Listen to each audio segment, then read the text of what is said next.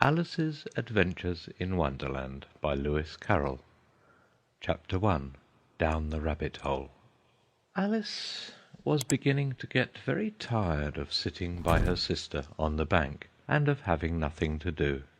Once or twice she had peeped into the book her sister was reading, but it had no pictures or conversations in it. "And what is the use of a book," thought Alice, "without pictures or conversation?" So she was considering in her own mind, as well as she could, for the hot day made her feel very sleepy and stupid, whether the pleasure of making a daisy chain would be worth the trouble of getting up and picking the daisies, when suddenly a white rabbit with pink eyes ran close by her. There was nothing so very remarkable in that, nor did Alice think it so very much out of the way to hear the rabbit say to itself, oh dear, I shall be late." When she thought it over afterwards, it occurred to her that she ought to have wondered at this, but at the time it all seemed quite natural. But when the rabbit actually took a watch out of its waistcoat pocket and looked at it, and then hurried on, Alice started to her feet, for it flashed across her mind that she had never before seen a rabbit with either a waistcoat pocket or a watch to take out of it, and burning with curiosity she ran across the field after it, and fortunately was just in time to see it pop down a large rabbit hole under the hedge. In another moment down went Alice after it, never once considering how in the world she was to get out again. The rabbit hole went straight on like a tunnel for some way, and then dipped suddenly down, so suddenly that Alice had not a moment to think about stopping herself before she found herself falling down a very deep well. Either the well was very deep, or she fell very slowly, for she had plenty of time as she went down to look about her, and to wonder what was going to happen next. First she tried to look down and make out what she was coming to, but it was too dark to see anything. Then she looked at the sides of the well, and noticed that they were filled with cupboards and bookshelves. Here and there she saw maps and pictures hung upon pegs. She took down a jar from one of the shelves as she passed. It was labelled Orange Marmalade, but to her great disappointment it was empty. She did not like to drop the jar for fear of killing somebody, so managed to put it into one of the cupboards as she fell past it. "Well," thought Alice to herself, "after such a fall as this, I shall think nothing of tumbling downstairs. How brave they'll all think me at home! Why, I wouldn't say anything about it, even if I fell off the top of the house," which was very likely true. Down, down, down. Would the fall never come to an end? "I wonder how many miles I've fallen by this time," she said aloud. "I must be getting somewhere near the centre of the earth. Let me see. That would be 4,000 miles down, I think." For, you see, Alice had learned several things of this sort in her lessons in the schoolroom, and though this was not a very good opportunity for showing off her knowledge, as there was no one to listen to her, still it was good practice to say it over. "Yes, that's about the right distance. But then I wonder what latitude or longitude I forgot to." Alice had no idea what latitude was, or longitude either, but thought they were nice, grand words to say. Presently she began again. "I wonder if I shall fall right through the earth. How funny it'll seem to come out among the people that walk with their heads downward. The antipathies, I think." She was rather glad there was no one listening this time, as it didn't sound at all the right word. "But I shall have to ask them what the name of the country is, you know. Please, ma'am, is this New Zealand or Australia?" And she tried to curtsy as she spoke. Fancy curtsying as you're falling through the air. Do you think you could manage it? "And what an ignorant little girl she'll think me for asking. No, it'll never do to ask. Perhaps I shall see it written up somewhere." Down, down, down. There was nothing else to do, so Alice soon began talking again. "Dinah'll miss me very much to-night, I should think." Dinah was the cat. "I hope they'll remember her saucer of milk at tea-time. Dinah, my dear, I wish you were down here with me. There are no mice in the air, I'm afraid, but you might catch a bat. and that's very like a mouse, you know. But do cats eat bats, I wonder?" And here Alice began to get rather sleepy, and went on saying to herself, in a dreamy sort of way, "Do cats eat bats? Do cats eat bats?" And sometimes, "Do bats eat cats?" For, you see, as she couldn't answer either question, it didn't much matter which way she put it. She felt that she was dozing off, and had just begun to dream that she was walking hand in hand with Dinah, and saying to her very earnestly, "Now, Dinah, tell me the truth. Did you ever eat a bat?" when suddenly, thump, thump, down she came upon a heap of sticks and dry leaves, and the fall was over. Alice was not a bit hurt, and she jumped up onto her feet in a moment. She looked up, but it was all dark overhead. Before her was another long passage, and the White Rabbit was still in sight, hurrying down it. There was not a moment to be lost. Away went Alice like the wind, and was just in time to hear it say, as it turned a corner, "Oh, my ears and whiskers! How late it's getting!" She was close behind it when she turned the corner, but the rabbit was no longer to be seen. She found herself in a long, low hall, which was lit up by a row of lamps hanging from the roof. There were doors all round the hall, but they were all locked, and when Alice had been all the way down one side and up the other, trying every door, she walked sadly down the middle, wondering how she was ever to get out again. Suddenly she came upon a little three-legged table, all made of solid glass. There was nothing on it except a tiny golden key, and Alice's first thought was that it might belong to one of the doors of the hall. But, alas, either the locks were too large or the key was too small, but at any rate it would not open any of them. However, on the second time round, she came upon a low curtain she had not noticed before, and behind it was a little door about 15 inches high. She tried the little golden key in the lock, and to her great delight it fitted. Alice opened the door, and found that it led into a small passage, not much larger than a rat-hole. She knelt down, and looked along the passage into the loveliest garden you ever saw. How she longed to get out of that dark hall, and wander about among those beds of bright flowers and those cool fountains. But she could not even get her head through the doorway. "And even if my head would go through," thought poor Alice, "it would be of very little use without my shoulders. Oh, how I wish I could shut up like a telescope! I think I could if I only knew how to begin." For, you see, so many out-of-the-way things had happened lately that Alice had begun to think that very few things indeed were really impossible. There seemed to be no use in waiting by the little door, so she went back to the table, half hoping she might find another key on it, or at any rate a book of rules for shutting people up like telescopes. This time she found a little bottle on it. "Which certainly was not here before," said Alice, and round the neck of the bottle was a paper label with the words "Drink me" beautifully printed on it in large letters. It was all very well to say "Drink me," but the wise little Alice was not going to do that in a hurry. "No, I'll look first," she said, "and see whether it's marked poison or not." For she had read several nice little histories about children who had got burnt and eaten up by wild beasts and other unpleasant things, all because they would not remember the simple rules their friends had taught them, such as that a red-hot poker will burn you if you hold it too long, and that if you cut your finger very deeply with a knife, it usually bleeds.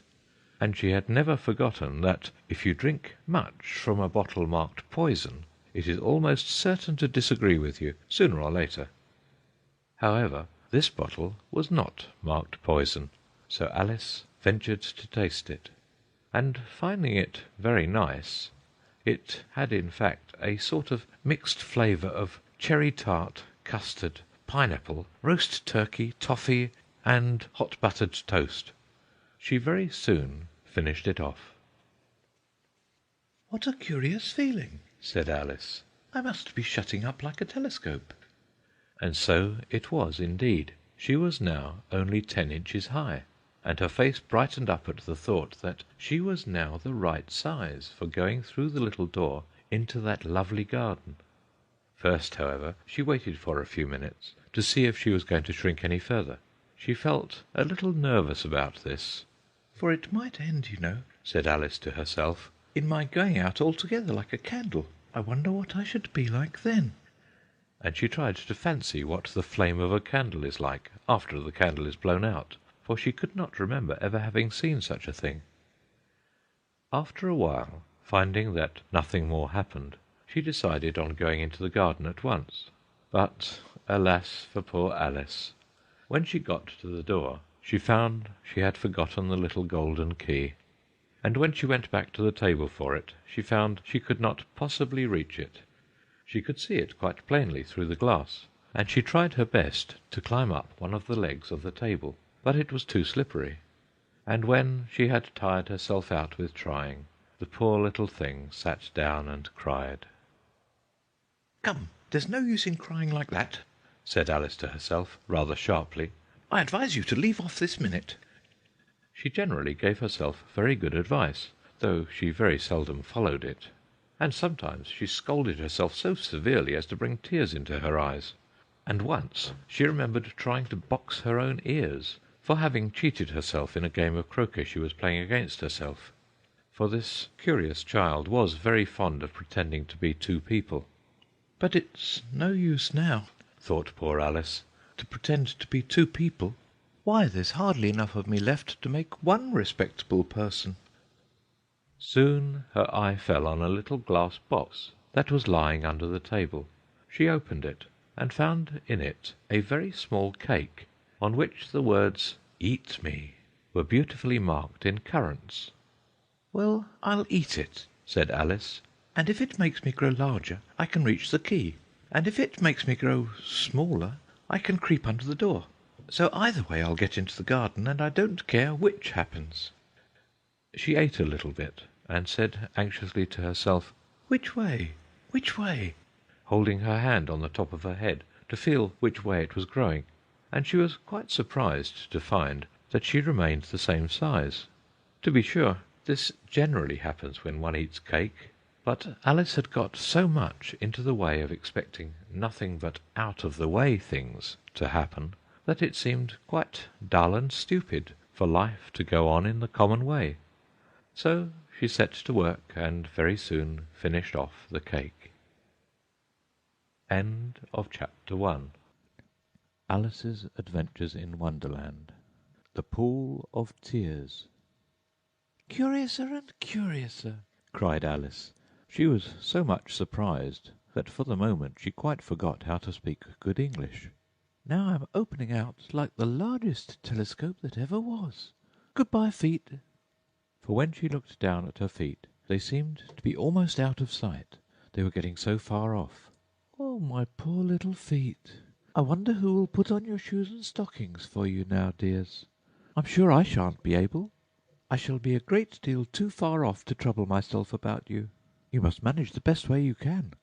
But I must be kind to them," thought Alice, "or perhaps they won't walk the way I want to go. Let me see, I'll give them a new pair of boots every Christmas." And she went on planning to herself how she would manage it. "They must go by the carrier," she thought. "And how funny it'll seem, sending presents to one's own feet. And how odd the directions will look.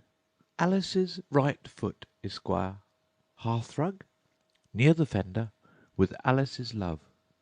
Oh dear, what nonsense I'm talking!" Just then her head struck against the roof of the hall. In fact, she was now more than 9 feet high, and she at once took up the little golden key and hurried off to the garden door. Poor Alice! It was as much as she could do, lying down on one side, to look through into the garden with one eye, but to get through was more hopeless than ever.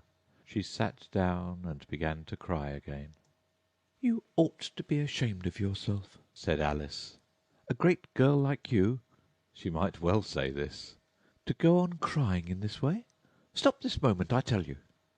But she went on all the same, shedding gallons of tears, until there was a large pool all round her, about 4 inches deep and reaching half down the hall. After a time she heard a little pattering of feet in the distance, and she hastily dried her eyes to see what was coming. It was the White Rabbit returning, splendidly dressed, with a pair of white kid gloves in one hand and a large fan in the other. He came trotting along in a great hurry, muttering to himself as he came, "Oh, the Duchess, the Duchess! Oh, won't she be savage if I've kept her waiting?" Alice felt so desperate that she was ready to ask help of anyone, so when the rabbit came near, she began in a low, timid voice, "If you please, sir." The rabbit started violently, dropped the white kid gloves and the fan, and scurried away into the darkness as hard as he could go. Alice took up the fan and gloves, and as the hall was very hot, she kept fanning herself all the time she went on talking. "Dear, dear, how queer everything is today! And yesterday things went on just as usual. I wonder if I've been changed in the night. Let me think. Was I the same when I got up this morning? I almost think I can remember feeling a little different. But if I'm not the same, the next question is, who in the world am I? Ah, that's the great puzzle." And she began thinking over all the children she knew that were of the same age as herself, to see if she could have been changed for any of them. "I'm sure I'm not Ada," she said, "for her hair goes in such long ringlets, and mine doesn't go in ringlets at all. And I'm sure I can't be Mabel, for I know all sorts of things, and oh, she knows such a very little. Besides, she's she, and I'm I, and, oh dear, how puzzling it all is. I'll try if I know all the things I used to know. Let me see. 4 times 5 is 12, and 4 times 6 is 13, and 4 times 7 is... Oh dear, I shall never get to 20 at that rate. However, the multiplication table doesn't signify. Let's try geography. London is the capital of Paris, and Paris is the capital of Rome, and Rome... No, that's all wrong, I'm certain. I must have been changed for Mabel. I'll try and say, how doth the little?" And she crossed her hands on her lap, as if she were saying lessons, and began to repeat it. But her voice sounded hoarse and strange, and the words did not come the same as they used to do. "How doth the little crocodile improve his shining tail, and pour the waters of the Nile on every golden scale! How cheerfully he seems to grin, how neatly spread his claws, and welcome little fishes in with gently smiling jaws!" "I'm sure those are not the right words," said poor Alice, and her eyes filled with tears again as she went on.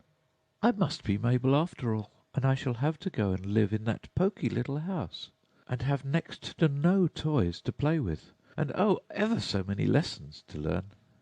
No, I've made up my mind about it. If I'm Mabel, I'll stay down here. It'll be no use their putting their heads down and saying, 'Come up again, dear.' I shall only look up and say, 'Who am I, then? Tell me that first, and then if I like being that person, I'll come up. If not, I'll stay down here till I'm somebody else. But, oh dear," cried Alice with a sudden burst of tears, "I do wish they would put their heads down. I am so very tired of being all alone here."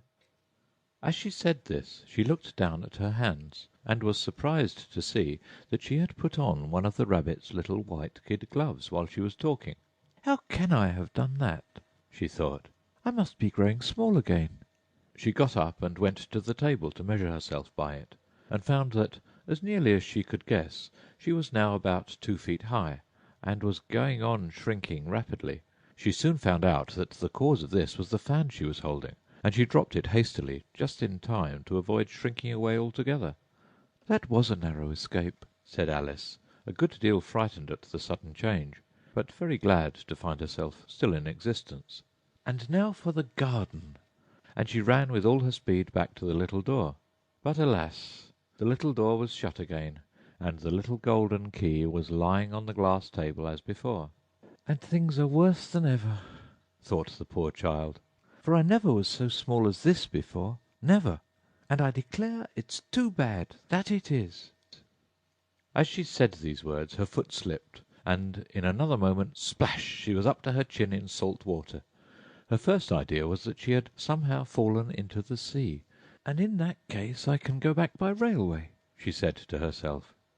Alice had been to the seaside once in her life, and had come to the general conclusion that wherever you go to on the English coast, you find a number of bathing machines in the sea, some children digging in the sand with wooden spades, then a row of lodging-houses, and behind them a railway station. However, she soon made out that she was in the pool of tears which she had wept when she was 9 feet high. "I wish I hadn't cried so much," said Alice as she swam about, trying to find her way out. "I shall be punished for it now, I suppose, by being drowned in my own tears. That will be a queer thing, to be sure. However, everything is queer to-day." Just then she heard something splashing about in the pool a little way off, and she swam nearer to make out what it was. At first she thought it must be a walrus or hippopotamus, but then she remembered how small she was now, and she soon made out that it was only a mouse that had slipped in like herself. "Would it be of any use now," thought Alice, "to speak to this mouse? Everything is so out of the way down here that I should think very likely it can talk. At any rate, there's no harm in trying." So she began. "O Mouse, do you know the way out of this pool? I'm very tired of swimming about here, O Mouse." Alice thought this must be the right way of speaking to a mouse. She had never done such a thing before, but she remembered having seen in her brother's Latin grammar, "A mouse, of a mouse, to a mouse, o mouse." The mouse looked at her rather inquisitively, and seemed to her to wink with one of its little eyes, but it said nothing. "Perhaps it doesn't understand English," thought Alice. "I dare say it's a French mouse, come over with William the Conqueror." For, with all her knowledge of history, Alice had no very clear notion how long ago anything had happened. So she began again. "Où est ma chatte?" which was the first sentence in her French lesson book. The mouse gave a sudden leap out of the water, and seemed to quiver all over with fright. "Oh, I beg your pardon," cried Alice hastily, afraid that she had hurt the poor animal's feelings. "I quite forgot you didn't like cats." "Not like cats!" cried the mouse in a shrill, passionate voice. "Would you like cats if you were me?" "Well, perhaps not," said Alice in a soothing tone. "Don't be angry about it. And yet I wish I could show you our cat Dinah. I think you'd take a fancy to cats if you could only see her. She's such a dear, quiet thing," Alice went on half to herself, as she swam lazily about in the pool. "And she sits purring so nicely by the fire, licking her paws and washing her face. And she is such a nice soft thing to nurse. And she's such a capital one for catching mice. Oh, I beg your pardon!" cried Alice again, for this time the mouse was bristling all over, and she felt certain it must be really offended. "We won't talk about her any more if you'd rather not." "We, indeed!" cried the mouse, who was trembling down to the end of his tail. "As if I would talk on such a subject! Our family always hated cats. Nasty, low, vulgar things. Don't let me hear that name again." "I won't indeed," said Alice, in a great hurry to change the subject of conversation. Are you fond of dogs?" The mouse did not answer, so Alice went on eagerly. "There is such a nice little dog near our house I should like to show you. A little bright-eyed terrier, you know, with, oh, such long curly brown hair. And it'll fetch things when you throw them, and it'll sit up and beg for its dinner, and all sorts of things. I can't remember half of them. And it belongs to a farmer, you know, and he says it's so useful it's worth £100. He says it kills all the rats, and—" "Oh dear!" cried Alice in a sorrowful tone. "I'm afraid I've offended it again." For the mouse was swimming away from her as hard as it could go, and making quite a commotion in the pool as it went. So she called softly after it, "Mouse dear, do come back again, and we won't talk about cats or dogs either, if you don't like them." When the mouse heard this, it turned round and swam slowly back to her. Its face was quite pale, with passion, Alice thought, and it said in a low, trembling voice, "Let us get to the shore, and then I'll tell you my history, and you'll understand why it is I hate cats and dogs." It was high time to go, for the pool was getting quite crowded with the birds and animals that had fallen into it. There were a duck and a dodo, a lory and an eaglet, and several other curious creatures. Alice led the way, and the whole party swam to the shore. End of Chapter 2 of Alice's Adventures in Wonderland. A Caucus Race and a Long Tail. They were indeed a queer-looking party that assembled on the bank, the birds with draggled feathers, the animals with their fur clinging close to them, and all dripping wet, cross, and uncomfortable. The first question, of course, was how to get dry again. They had a consultation about this, and after a few minutes it seemed quite natural to Alice to find herself talking familiarly with them, as if she had known them all her life. Indeed, she had quite a long argument with the Lory, who at last turned sulky and would only say, "I am older than you, and must know better." And this Alice would not allow without knowing how old it was, and as the Lory positively refused to tell its age, there was no more to be said. At last the Mouse, who seemed to be a person of authority among them, called out, "Sit down, all of you, and listen to me. I'll soon make you dry enough." They all sat down at once in a large ring, with the Mouse in the middle. Alice kept her eyes anxiously fixed on it, for she felt sure she would catch a bad cold if she did not get dry very soon. "Ahem!" said the Mouse, with an important air. "Are you all ready? This is the driest thing I know. Silence all round, if you please. William the Conqueror, whose cause was favoured by the Pope, was soon submitted to by the English, who wanted leaders, and had been of late much accustomed to usurpation and conquest. Edwin and Morcar, the Earls of Mercia and Northumbria—" "Ugh!" said the Lory, with a shiver. "I beg your pardon?" said the Mouse, frowning, but very politely. "Did you speak?" "Not I," said the Lory, hastily. "I thought you did," said the Mouse. "I proceed. Edwin and Morcar, the Earls of Mercia and Northumbria, declared for him, and even Stigand, the patriotic Archbishop of Canterbury, found it advisable—" "Found what?" said the Duck. "Found it," the Mouse replied rather crossly. "Of course you know what it means?" "I know what it means well enough when I find a thing," said the Duck. "It's generally a frog or a worm. The question is, what did the Archbishop find?" The Mouse did not notice this question, but hurriedly went on. "Found it advisable to go with Edgar Atheling to meet William and offer him the crown. William's conduct at first was moderate, but the insolence of his Normans— How are you getting on now, my dear?" it continued, turning to Alice as it spoke. "As wet as ever," said Alice in a melancholy tone. "It doesn't seem to dry me at all." "In that case," said the Dodo solemnly, rising to its feet, "I move that the meeting adjourn, for the immediate adoption of more energetic remedies." "Speak English," said the Eaglet. "I don't know the meaning of half those long words, and what's more, I don't believe you do either." And the Eaglet bent down its head to hide a smile. Some of the other birds tittered audibly. "What I was going to say," said the Dodo in an offended tone, "was that the best thing to get us dry would be a caucus race." "What is a caucus race?" said Alice. Not that she wanted much to know, but the Dodo had paused as if it thought that somebody ought to speak, and no one else seemed inclined to say anything. "Why," said the Dodo, "the best way to explain it is to do it." And as you might like to try the thing yourself, some winter day, I will tell you how the Dodo managed it. First it marked out a racecourse, in a sort of circle. "The exact shape doesn't matter," it said. And then all the party were placed along the course, here and there.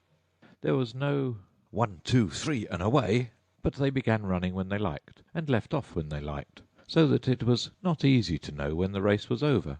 However, when they had been running half an hour or so, and were quite dry again, the Dodo suddenly called out, "The race is over!" And they all crowded round it, panting, and asking, "But who has won?" This question the Dodo could not answer without a great deal of thought, and it sat for a long time with one finger pressed upon its forehead, the position in which you usually see Shakespeare in the pictures of him, while the rest waited in silence. At last the Dodo said, "Everybody has won, and all must have prizes." "But who is to give the prizes?" quite a chorus of voices asked. "Why, she, of course," said the Dodo, pointing to Alice with one finger, and the whole party at once crowded round her, calling out in a confused way, "Prizes! Prizes!" Alice had no idea what to do. and in despair she put her hand in her pocket and pulled out a box of comfits. Luckily the salt water had not got into it, and handed them round as prizes. There was exactly one apiece all round. "But she must have a prize herself, you know," said the Mouse. "Of course," the Dodo replied very gravely. "What else have you got in your pocket?" he went on, turning to Alice. "Only a thimble," said Alice sadly. "Hand it over here," said the Dodo. Then they all crowded round her once more, while the Dodo solemnly presented the thimble, saying, "We beg your acceptance of this elegant thimble." And when it had finished this short speech, they all cheered. Alice thought the whole thing very absurd, but they all looked so grave that she did not dare to laugh, and as she could not think of anything to say, she simply bowed, and took the thimble, looking as solemn as she could. The next thing was to eat the comfits. This caused some noise and confusion, as the large birds complained that they could not taste theirs, and the small ones choked and had to be patted on the back. However, it was over at last, and they sat down again in a ring, and begged the Mouse to tell them something more. "You promised to tell me your history, you know," said Alice. "and why it is you hate C and D," she added in a whisper, half afraid that it would be offended again. "Mine is a long and a sad tale," said the Mouse, turning to Alice and sighing. "It is a long tale, certainly," said Alice, looking down with wonder at the Mouse's tail. "but why do you call it sad?" And she kept on puzzling about it while the Mouse was speaking, so that her idea of the tale was something like this. "Fury said to a mouse that he met in the house, 'Let us both go to law. I will prosecute you. Come, I'll take no denial. We must have a trial, for really this morning I've nothing to do.' Said the Mouse to the Cur, 'Such a trial, dear sir, with no jury or judge, would be wasting our breath.' 'I'll be judge, I'll be jury,' said cunning old Fury. 'I'll try the whole cause and condemn you to death.' 'You're not attending,' said the Mouse to Alice severely. 'What are you thinking of?' 'I beg your pardon,' said Alice very humbly. 'You had got to the fifth bend, I think.' 'I had not,' cried the Mouse sharply and very angrily. 'A knot?' said Alice, always ready to make herself useful, and looking anxiously about her. 'Oh, do let me help to undo it.' 'I shall do nothing of the sort,' said the Mouse, getting up and walking away. 'You insult me by talking such nonsense.' 'I didn't mean it,' pleaded poor Alice. 'But you're so easily offended, you know.' The Mouse only growled in reply. 'Please come back and finish your story,' Alice called after it, and the others all joined in chorus. 'Yes, please do.' But the Mouse only shook its head impatiently, and walked a little quicker. 'What a pity it wouldn't stay,' sighed the Lory, as soon as it was quite out of sight. And an old crab took the opportunity of saying to her daughter, "Ah, my dear, let this be a lesson to you, never to lose your temper." "Hold your tongue, Ma," said the young crab a little snappishly. "You're enough to try the patience of an oyster." "I wish I had our Dinah here, I know I do," said Alice aloud, addressing nobody in particular. "She'd soon fetch it back." "And who is Dinah, if I might venture to ask the question?" said the Lory. Alice replied eagerly, for she was always ready to talk about her pet. "Dinah's our cat, and she's such a capital one for catching mice, you can't think. And oh, I wish you could see her after the birds. Why, she'll eat a little bird as soon as look at it." This speech caused a remarkable sensation among the party. Some of the birds hurried off at once. One old magpie began wrapping itself up very carefully, remarking, "I really must be getting home. The night air doesn't suit my throat." And a canary called out in a trembling voice to its children, "Come away, my dears. It's high time you were all in bed." On various pretexts they all moved off, and Alice was soon left alone. "I wish I hadn't mentioned Dinah," she said to herself in a melancholy tone. "Nobody seems to like her down here, and I'm sure she's the best cat in the world. Oh, my dear Dinah, I wonder if I shall ever see you any more." And here poor Alice began to cry again, for she felt very lonely and low-spirited. In a little while, however, she again heard a little pattering of footsteps in the distance, and she looked up eagerly, half hoping that the Mouse had changed his mind, and was coming back to finish his story. End of Chapter 3 of Alice's Adventures in Wonderland. Chapter 4. The Rabbit Sends in a Little Bill. It was the White Rabbit, trotting slowly back again, and looking anxiously about it as it went, as if it had lost something, and she heard it muttering to itself, The Duchess! The Duchess! Oh, my dear paws! Oh, my fur and whiskers! She'll get me executed, as sure as ferrets are ferrets! Where can I have dropped them, I wonder?" Alice guessed in a moment that it was looking for the fan and the pair of white kid gloves, and she very good-naturedly began hunting about for them, but they were nowhere to be seen. Everything seemed to have changed since her swim in the pool, and the great hall with the glass table and the little door had vanished completely. Very soon the rabbit noticed Alice as she went hunting about, and called out to her in an angry tone, "Why, Mary Ann, what are you doing out here? Run home this moment, and fetch me a pair of gloves and a fan. Quick, now!" and Alice was so much frightened that she ran off at once in the direction it pointed to, without trying to explain the mistake it had made. "He took me for his housemaid," she said to herself as she ran. "How surprised he'll be when he finds out who I am! But I'd better take him his fan and gloves. That is, if I can find them." As she said this, she came upon a neat little house, on the door of which was a bright brass plate with the name W. Rabbit engraved upon it. She went in without knocking, and hurried upstairs in great fear lest she should meet the real Mary Ann, and be turned out of the house before she had found the fan and gloves. "How queer it seems," Alice said to herself, "to be going messages for a rabbit. I suppose Dinah'll be sending me on messages next." and she began fancying the sort of thing that would happen. "Miss Alice, come here directly and get ready for your walk." "Coming in a minute, nurse. But I've got to see that the mouse doesn't get out. Only I don't think," Alice went on, "that they'd let Dinah stop in the house if it began ordering people about like that." By this time she had found her way into a tidy little room with a table in the window, and on it, as she had hoped, a fan and 2 or 3 pairs of tiny white kid gloves. She took up the fan and a pair of the gloves, and was just going to leave the room when her eye fell upon a little bottle that stood near the looking-glass. There was no label this time with the words "Drink me," but nevertheless she uncorked it and put it to her lips. "I know something interesting is sure to happen," she said to herself, "whenever I eat or drink anything, so I'll just see what this bottle does. I do hope it'll make me grow large again, for really I'm quite tired of being such a tiny little thing."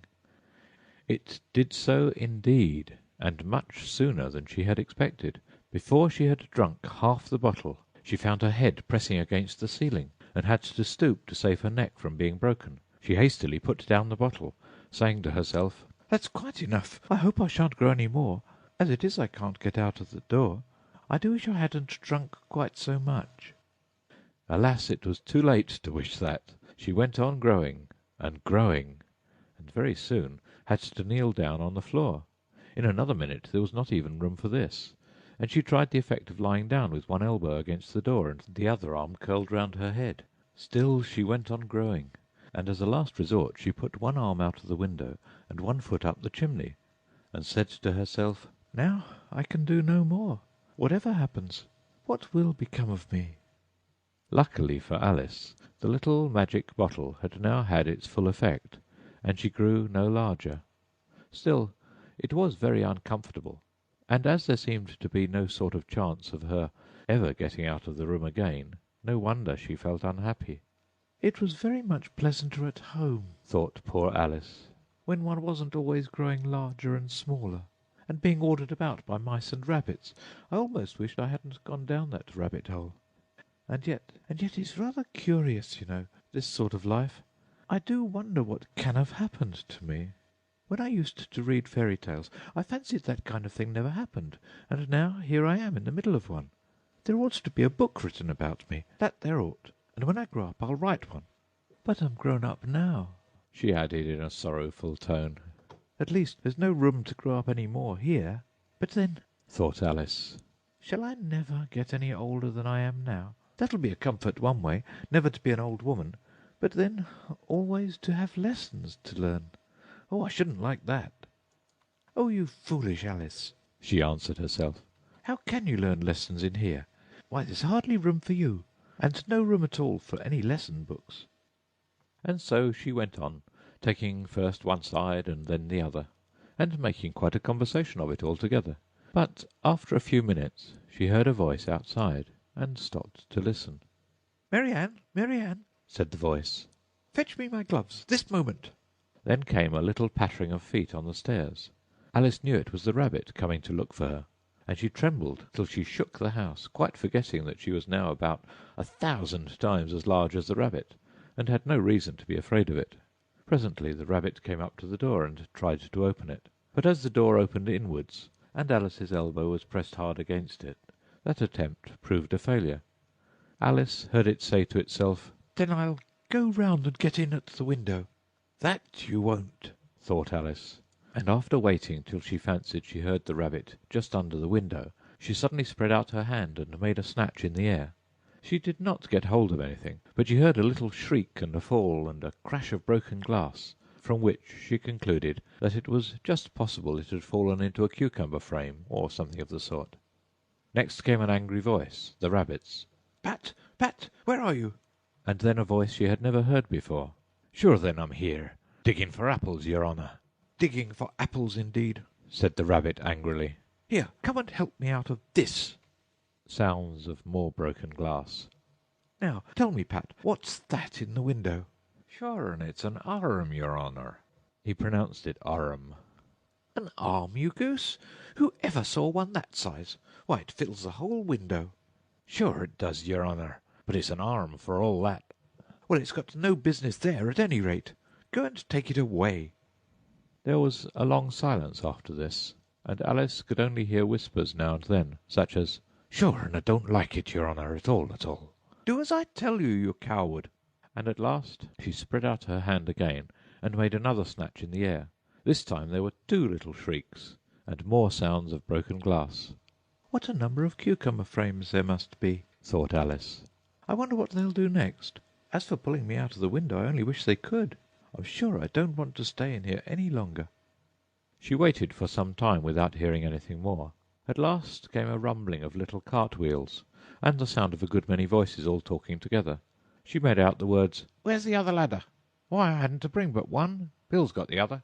Bill, fetch it here, lad. Here, put 'em up at this corner. No, tie 'em together first. They don't reach half high enough yet. Oh, they'll do well enough. Don't be particular. Here, Bill, catch hold of this rope. Will the roof bear? Mind that loose slate. Oh, it's coming down. Heads below." a loud crash. Now, who did that? It was Bill, I fancy. Who's to go down the chimney? No, I shan't. You do it. That I won't, then. Bill's to go down. Here, Bill.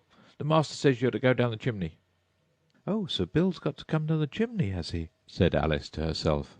"Shy, they seem to put everything upon Bill. I wouldn't be in Bill's place for a good deal. This fireplace is narrow, to be sure, but I think I can kick a little." She drew her foot as far down the chimney as she could, and waited till she heard a little animal, she couldn't guess of what sort it was, scratching and scrambling about in the chimney close above her. Then, saying to herself, "This is Bill," she gave one sharp kick, and waited to see what would happen next. The first thing she heard was a general chorus of, "There goes Bill."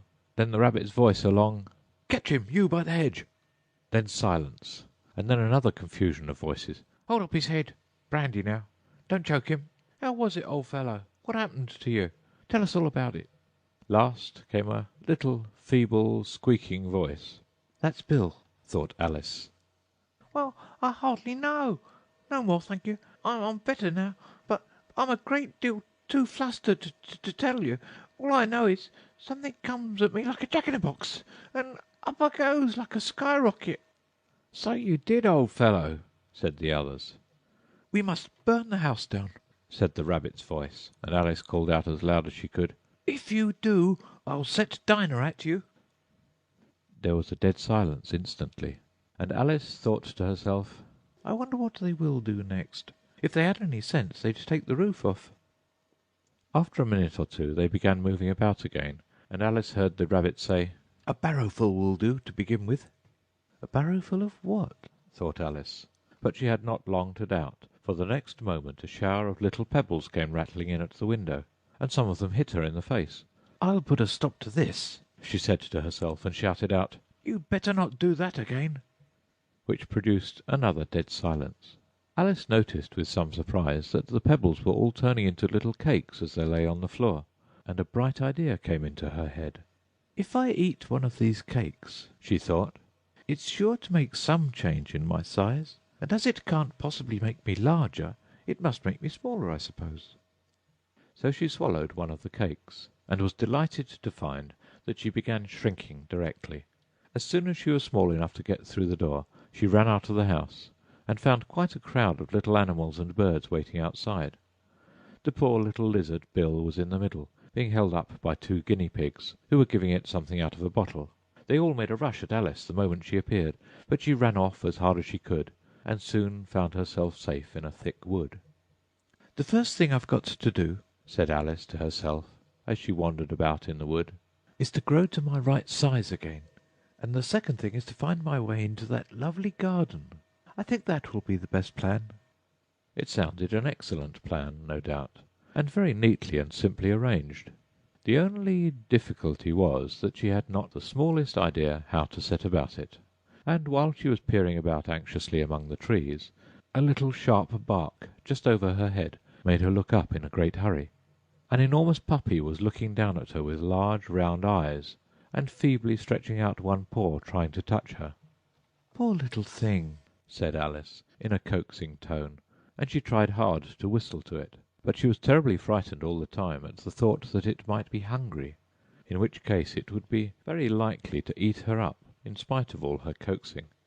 Hardly knowing what she did, she picked up a little bit of stick and held it out to the puppy, whereupon the puppy jumped into the air off all its feet at once, with a yelp of delight, and rushed at the stick, and made believe to worry it. Then Alice dodged behind a great thistle to keep herself from being run over, and the moment she appeared on the other side, the puppy made another rush at the stick, and tumbled head over heels in its hurry to get hold of it. Then Alice, thinking it was very like having a game of play with a cart-horse, and expecting every moment to be trampled under its feet, ran round the thistle again. Then the puppy began a series of short charges at the stick, running a very little way forwards each time, and a long way back, and barking hoarsely all the while, till at last it sat down a good way off, panting, with its tongue hanging out of its mouth and its great eyes half shut. This seemed to Alice a good opportunity for making her escape, so she set off at once, and ran till she was quite tired and out of breath, and till the puppy's bark sounded quite faint in the distance. "And yet what a dear little puppy it was," said Alice, as she leant against a buttercup to rest herself, and fanned herself with one of the leaves. "I should have liked teaching it tricks very much, if I'd only been the right size to do it. Oh dear, I'd nearly forgotten that I've got to grow up again. Let me see, how is it to be managed? I suppose I ought to eat or drink something or other, but the great question is, what?" The great question certainly was, what? Alice looked all round her at the flowers and the blades of grass, but she did not see anything that looked like the right thing to eat or drink under the circumstances. There was a large mushroom growing near her, about the same height as herself, and when she had looked under it, and on both sides of it, and behind it, it occurred to her that she might as well look and see what was on the top of it. She stretched herself up on tiptoe, and peered over the edge of the mushroom, and her eyes immediately met those of a large caterpillar, that was sitting on the top with its arms folded, quietly smoking a long hookah, and taking not the smallest notice of her or of anything else. End of Chapter 4 of Alice's Adventures in Wonderland. Advice from a Caterpillar. The caterpillar and Alice looked at each other for some time in silence. At last the caterpillar took the hookah out of its mouth and addressed her in a languid, sleepy voice. "Who are you?" said the caterpillar. This was not an encouraging opening for a conversation. Alice replied rather shyly, "I hardly know, sir, just at present. At least, I know who I was when I got up this morning, but I think I must have been changed several times since then." "What do you mean by that?" said the caterpillar sternly. "Explain yourself." "I can't explain myself, I'm afraid, sir," said Alice, "because I'm not myself, you see." "I don't see," said the caterpillar. I'm afraid I can't put it more clearly," Alice replied very politely. "for I can't understand it myself to begin with, and being so many different sizes in a day is very confusing." "It isn't," said the caterpillar. "Well, perhaps you haven't found it so yet," said Alice. "But when you have to turn into a chrysalis, you will some day, you know, and then after that into a butterfly, I should think you'll feel it a little queer, won't you?" "Not a bit," said the caterpillar. "Well, perhaps your feelings may be different," said Alice. "All I know is it would feel very queer to me." "You?" said the caterpillar contemptuously. "Who are you?" Which brought them back again to the beginning of the conversation. Alice felt a little irritated at the caterpillar's making such very short remarks, and she drew herself up and said very gravely, "I think you ought to tell me who you are first." "Why?" said the caterpillar. Here was another puzzling question, and as Alice could not think of any good reason, and as the caterpillar seemed to be in a very unpleasant state of mind, she turned away. "Come back," the caterpillar called after her. "I've something important to say." This sounded promising, certainly. Alice turned and came back again. "Keep your temper," said the caterpillar. "Is that all?" said Alice, swallowing down her anger as well as she could. "No," said the caterpillar. Alice thought she might as well wait, as she had nothing else to do, and perhaps after all it might tell her something worth hearing. For some minutes it puffed away without speaking, but at last it unfolded its arms, took the hookah out of its mouth again, and said, "So you think you're changed, do you?" "I'm afraid I am, sir," said Alice. "I can't remember things as I used to, and I don't keep the same size for 10 minutes together." "Can't remember what things?" said the caterpillar. "Well, I've tried to say, 'How doth the little busy bee?' but it all came different," Alice replied in a very melancholy voice. "Repeat, 'You are old, Father William,'" said the caterpillar. Alice folded her hands and began. "You are old, Father William," the young man said, "and your hair has become very white, and yet you incessantly stand on your head. Do you think at your age it is right?" "In my youth," Father William replied to his son, "I feared it might injure the brain, but now that I'm perfectly sure I have none, why, I do it again and again." "You are old," said the youth, "as I mentioned before, and have grown most uncommonly fat. Yet you turned a back somersault in at the door. Pray, what is the reason of that?" "In my youth," said the sage, as he shook his grey locks, "I kept all my limbs very supple. By the use of this ointment, 1 shilling the box. Allow me to sell you a couple."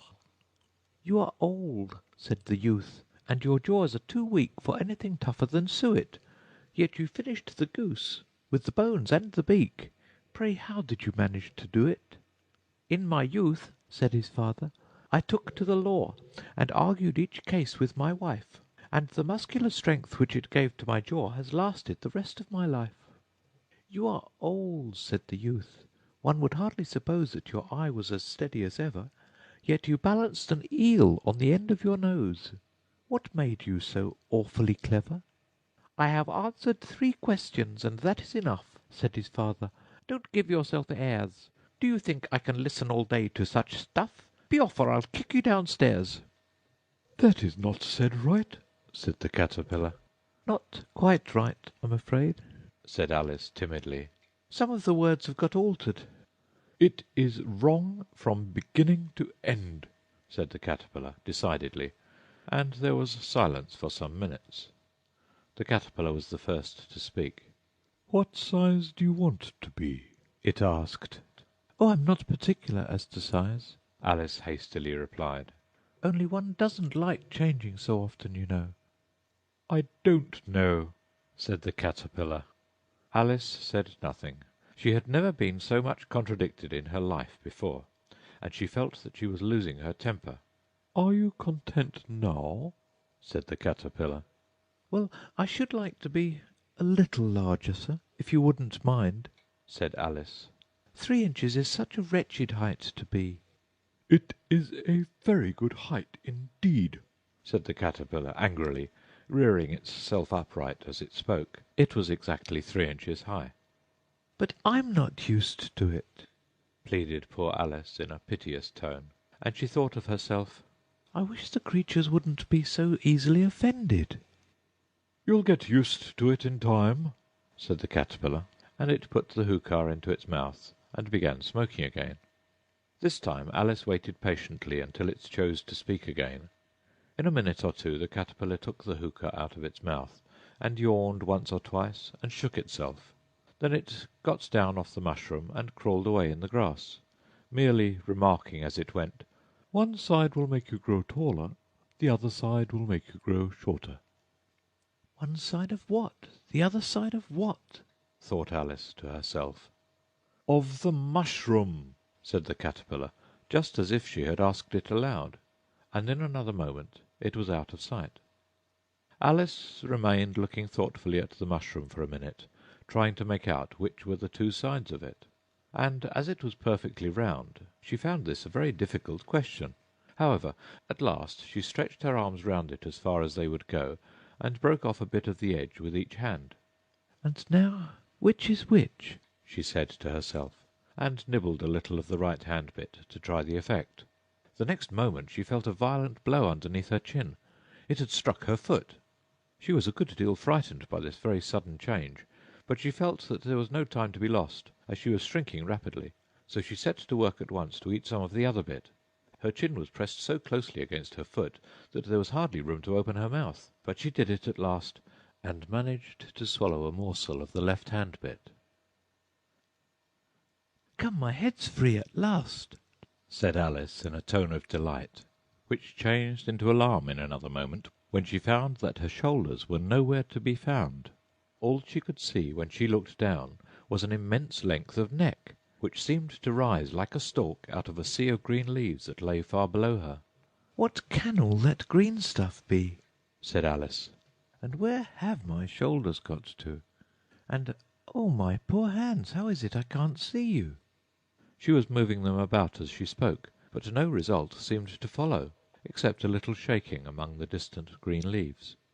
As there seemed to be no chance of getting her hands up to her head, she tried to get her head down to them, and was delighted to find that her neck would bend about easily in any direction, like a serpent.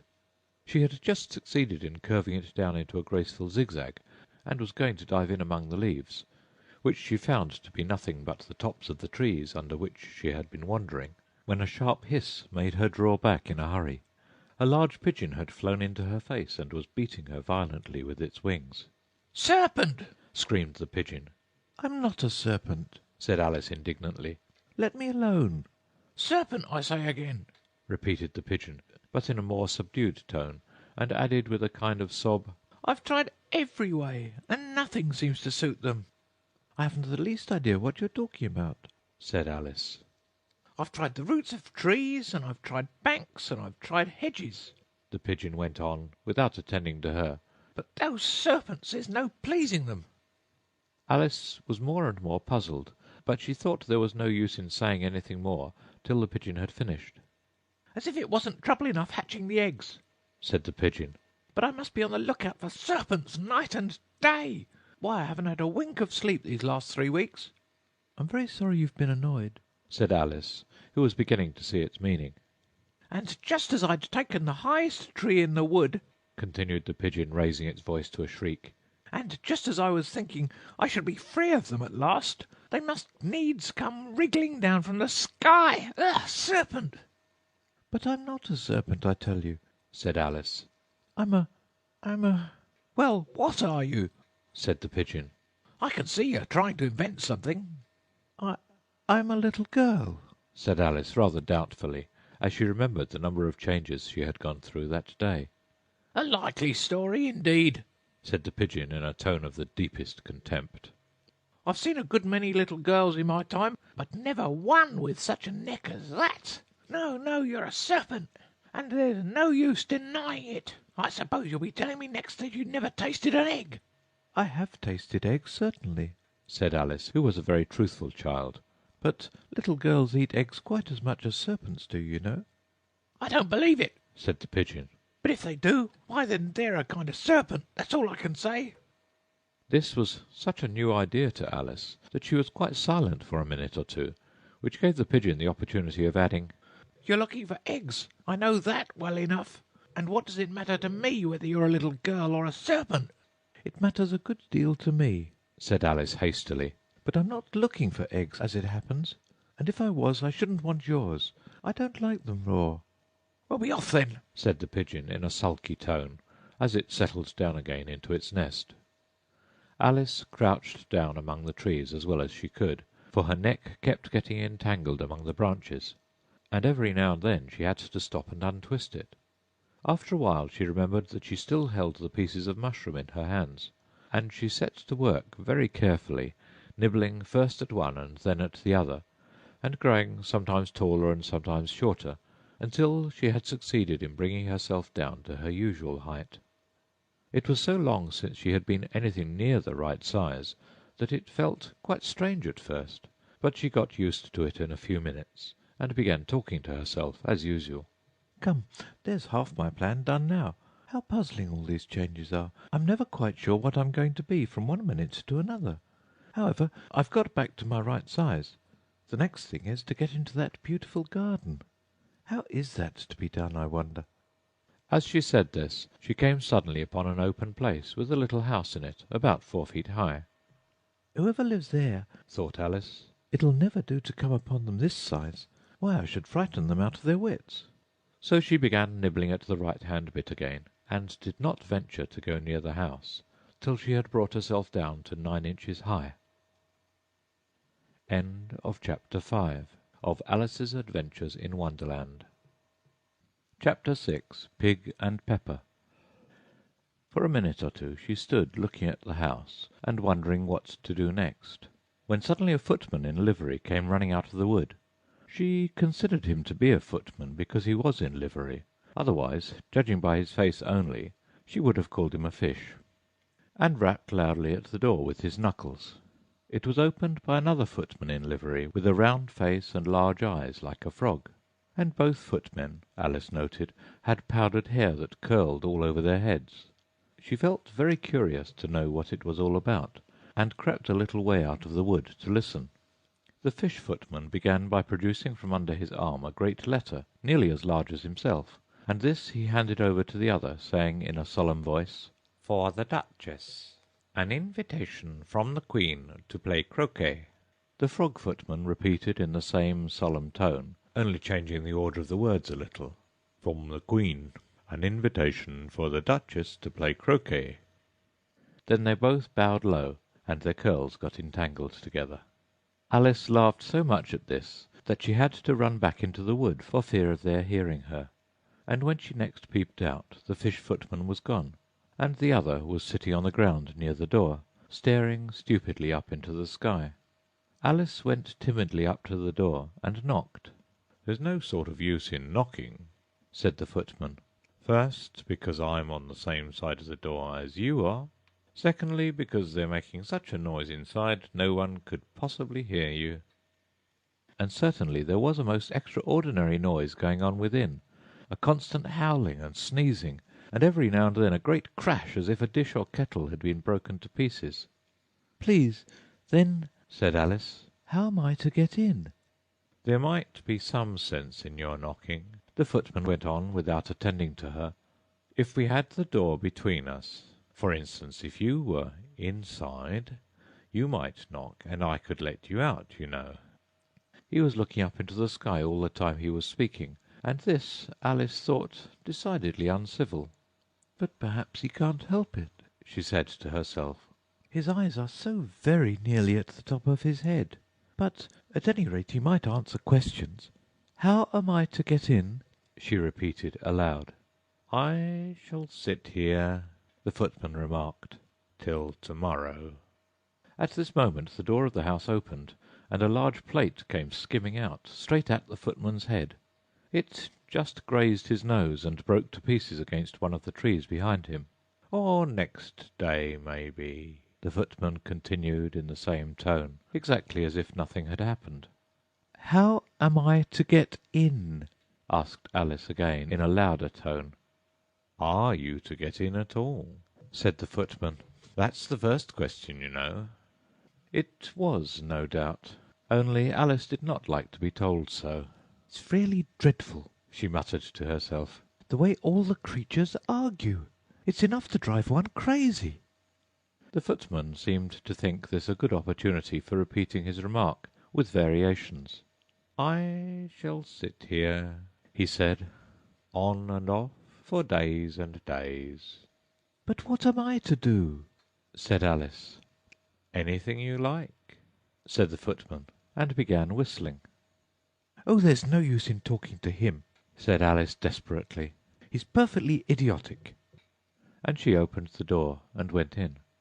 The door led right into a large kitchen, which was full of smoke from one end to the other. The Duchess was sitting on a three-legged stool in the middle, nursing a baby. The cook was leaning over the fire, stirring a large cauldron, which seemed to be full of soup. "There's certainly too much pepper in that soup," Alice said to herself, as well as she could for sneezing. There was certainly too much of it in the air. Even the Duchess sneezed occasionally, and as for the baby, it was sneezing and howling alternately without a moment's pause. The only things in the kitchen that did not sneeze were the cook and a large cat, which was sitting on the hearth and grinning from ear to ear. "Please, would you tell me," said Alice, a little timidly, for she was not quite sure whether it was good manners for her to speak first, "why your cat grins like that?" "It's a Cheshire cat," said the Duchess, "and that's why. Pig!" She said the last word with such sudden violence that Alice quite jumped, but she saw in another moment that it was addressed to the baby, and not to her, so she took courage and went on again. "I didn't know that Cheshire cats always grinned. In fact, I didn't know that cats could grin." "They all can," said the Duchess, "and most of 'em do." "I don't know of any that do," Alice said very politely, feeling quite pleased to have got into a conversation. "You don't know much," said the Duchess, "and that's a fact." Alice did not at all like the tone of this remark, and thought it would be as well to introduce some other subject of conversation. While she was trying to fix on one, the cook took the cauldron of soup off the fire, and at once set to work throwing everything within her reach at the Duchess and the baby. The fire-irons came first, then followed a shower of saucepans, plates, and dishes. The Duchess took no notice of them, even when they hit her, and the baby was howling so much already that it was quite impossible to say whether the blows hurt it or not. "Oh, please mind what you're doing," cried Alice, jumping up and down in an agony of terror. "Oh, there goes his precious nose!" as an unusually large saucepan flew close by it, and very nearly carried it off. "If everybody minded their own business," the Duchess said in a hoarse growl, "the world would go round a great deal faster than it does."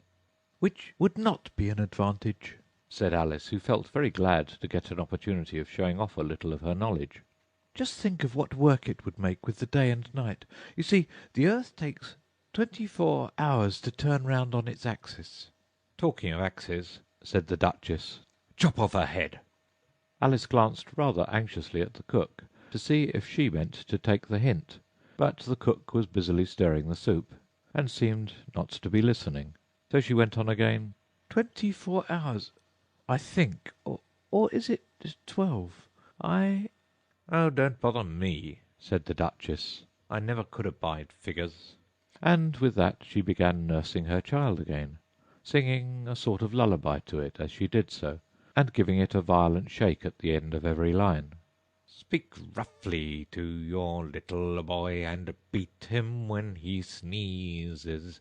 He only does it to annoy, because he knows it teases." Chorus, in which the cook and the baby joined. Wow, wow, wow. While the Duchess sang the second verse of the song, she kept tossing the baby violently up and down, and the poor little thing howled so that Alice could hardly hear the words. "I speak severely to my boy, I beat him when he sneezes, for he can thoroughly enjoy the pepper when he pleases." Chorus. Wow, wow, wow. Here, you may nurse it a bit if you like," the Duchess said to Alice, flinging the baby at her as she spoke. "I must go and get ready to play croquet with the Queen." And she hurried out of the room. The cook threw a frying-pan after her as she went out, but it just missed her. Alice caught the baby with some difficulty, as it was a queer-shaped little creature, and held out its arms and legs in all directions. "Just like a starfish," thought Alice. The poor little thing was snorting like a steam-engine when she caught it, and kept doubling itself up and straightening itself out again, so that altogether for the first minute or two it was as much as she could do to hold it. As soon as she had made out the proper way of nursing it, which was to twist it up into a sort of knot, and then keep tight hold of its right ear and left foot, so as to prevent its undoing itself, she carried it out into the open air. "If I don't take this child away with me," thought Alice, "they're sure to kill it in a day or two. Wouldn't it be murder to leave it behind?" She said the last words out loud, and the little thing grunted in reply. It had left off sneezing by this time. "Don't grunt," said Alice. "That's not at all a proper way of expressing yourself." The baby grunted again, and Alice looked very anxiously into its face to see what was the matter with it. There could be no doubt that it had a very turn-up nose, much more like a snout than a real nose. Also, its eyes were getting extremely small for a baby. Altogether, Alice did not like the look of the thing at all. But perhaps it was only sobbing, she thought, and looked into its eyes again to see if there were any tears. No, there were no tears. "If you're going to turn into a pig, my dear," said Alice seriously, "I'll have nothing more to do with you. Mind now." The poor little thing sobbed again, or grunted, it was impossible to say which, and they went on for some while in silence. Alice was just beginning to think to herself, "Now what am I to do with this creature when I get it home?" when it grunted again so violently that she looked down into its face in some alarm. This time there could be no mistake about it. It was neither more nor less than a pig, and she felt that it would be quite absurd for her to carry it further. So she set the little creature down, and felt quite relieved to see it trot away quietly into the wood. "If it had grown up," she said to herself, "it would have made a dreadfully ugly child, but it makes rather a handsome pig, I think." And she began thinking over other children she knew, who might do very well as pigs, and was just saying to herself, "If only one knew the right way to change them," when she was a little startled by seeing the Cheshire Cat sitting on a bough of a tree a few yards off. The cat only grinned when it saw Alice. It looked good-natured, she thought. Still, it had very long claws and a great many teeth, so she felt that it ought to be treated with respect. "Cheshire Puss," she began, rather timidly, as she did not at all know whether it would like the name. However, it only grinned a little wider. "Come, it's pleased so far," thought Alice, and she went on, "Would you tell me, please, which way I ought to go from here?" "That depends a good deal on where you want to get to," said the cat. "I don't much care where," said Alice. "Then it doesn't matter which way you go," said the cat. "So long as I get somewhere," Alice added as an explanation. "Oh, you're sure to do that," said the cat, "if you only walk long enough." Alice felt that this could not be denied, so she tried another question. "What sort of people live about here?" "In that direction," the cat said, waving its right paw round, "lives a hatter. And in that direction," waving the other paw, "lives a March hare. Visit either you like. They're both mad." "But I don't want to go among mad people," Alice remarked. "Oh, you can't help that," said the cat. "We're all mad here. I'm mad, you're mad." "How do you know I'm mad?" said Alice. "You must be," said the cat, "or you wouldn't have come here." Alice didn't think that proved it at all. However, she went on, "And how do you know that you're mad?" "To begin with," said the cat, "a dog's not mad. You grant that?" "I suppose so," said Alice. "Well then," the cat went on, "you see, a dog growls when it's angry, and wags its tail when it's pleased. Now, I growl when I'm pleased, and wag my tail when I'm angry. Therefore, I'm mad. I call it purring, not growling, said Alice. Call it what you like, said the cat. Do you play croquet with the Queen today? I should like it very much, said Alice. but I haven't been invited yet. You'll see me there, said the cat, and vanished. Alice was not much surprised at this. She was getting so used to queer things happening. While she was looking at the place where it had been, it suddenly appeared again. "By the by, what became of the baby?" said the cat. "I'd nearly forgotten to ask." It turned into a pig, Alice quietly said, just as if it had come back in a natural way. "I thought it would," said the cat, and vanished again. Alice waited a little, half expecting to see it again, but it did not appear, and after a minute or two she walked on in the direction in which the March Hare was said to live.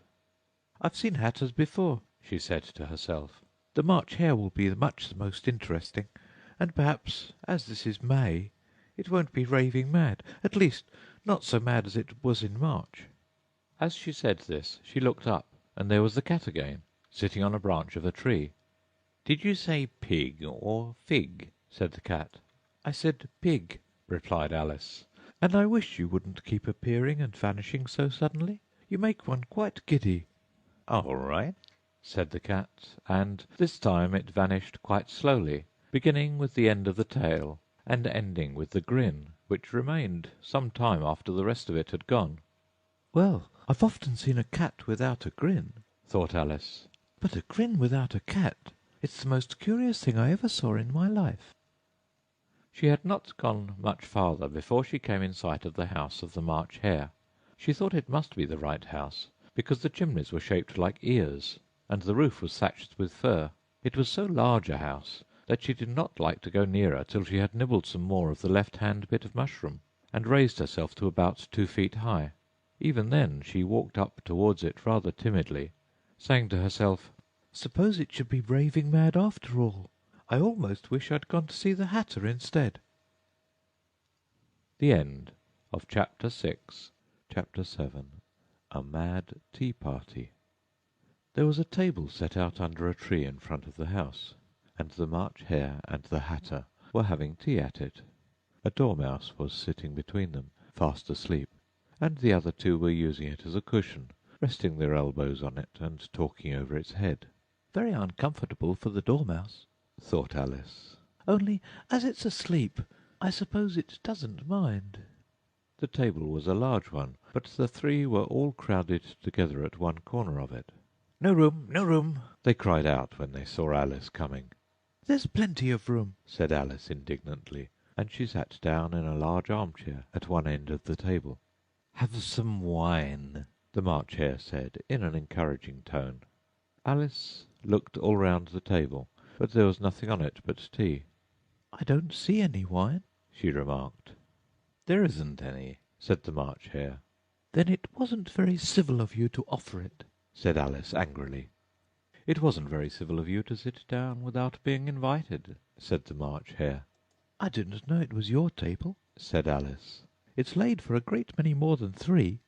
Your hair wants cutting, said the Hatter.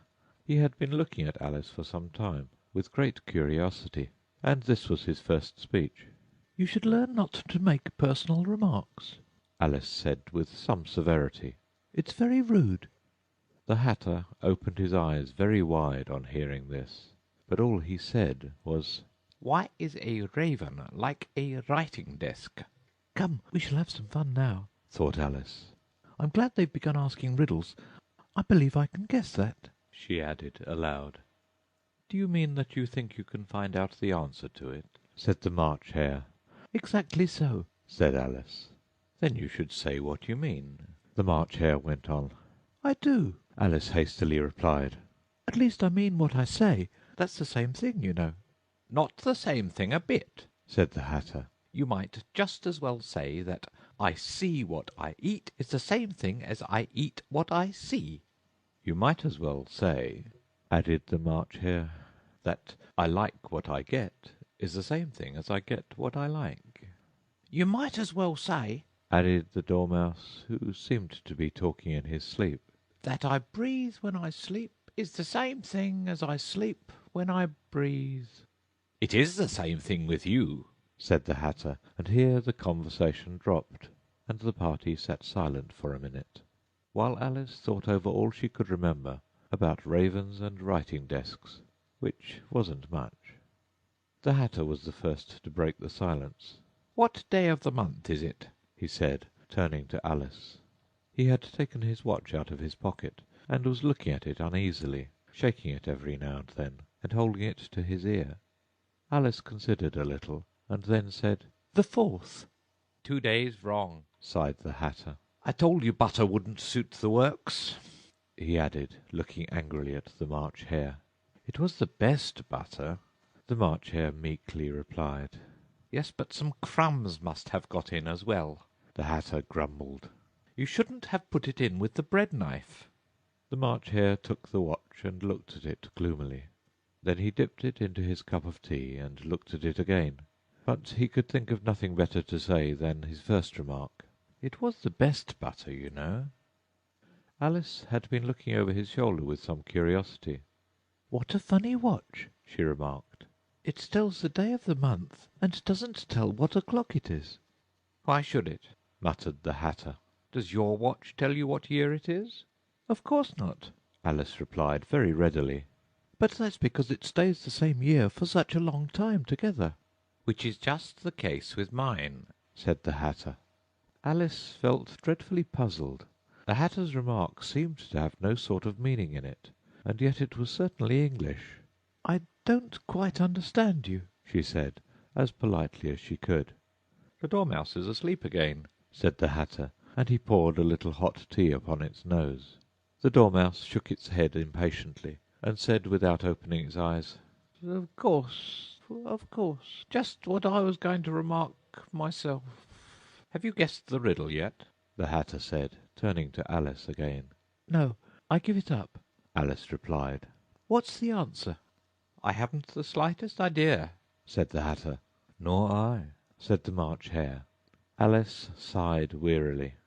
I do think you might do something better with the time, she said, than waste it in asking riddles that have no answers.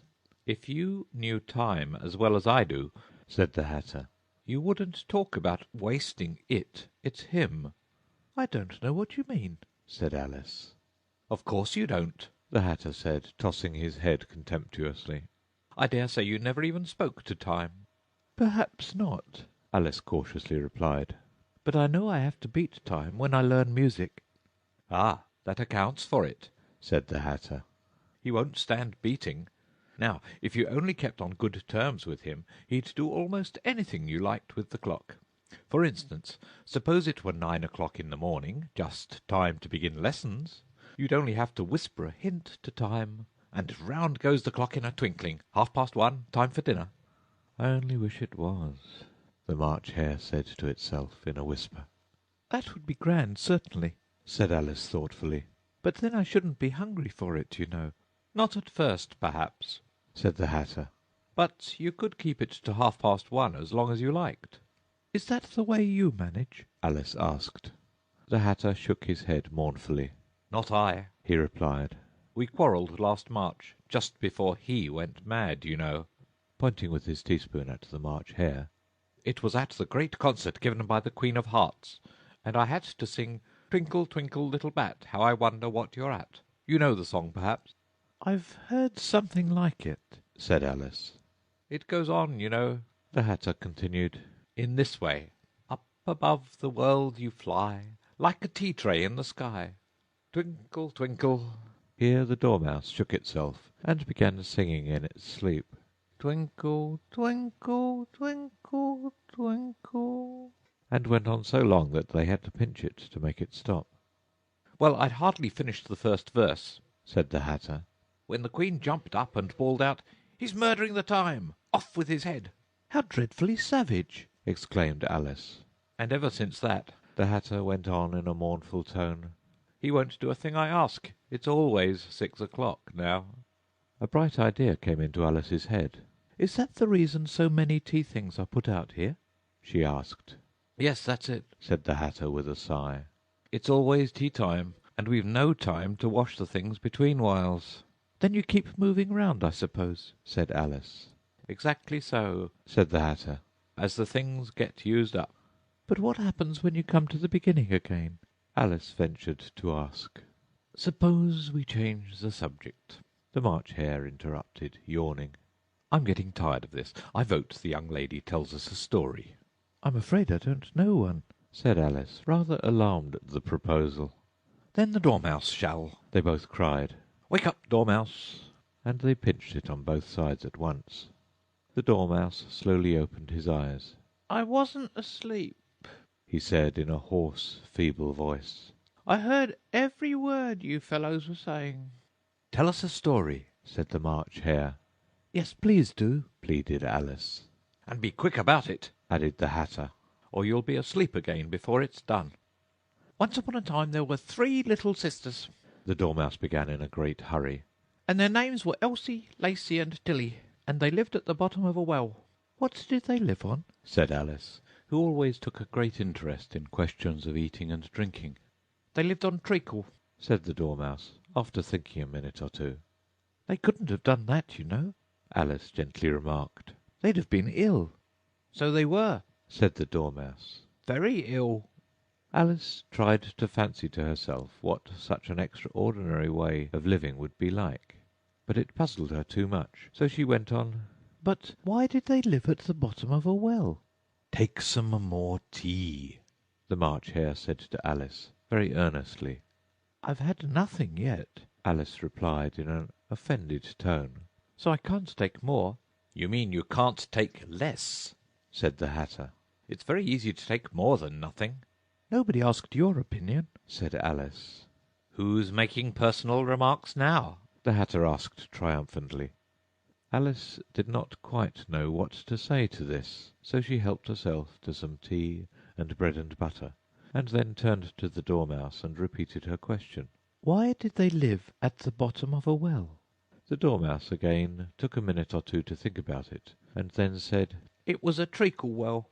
There's no such thing. Alice was beginning very angrily, but the Hatter and the March Hare went, Shh, shh, and the Dormouse sulkily remarked, If you can't be civil, you'd better finish the story for yourself.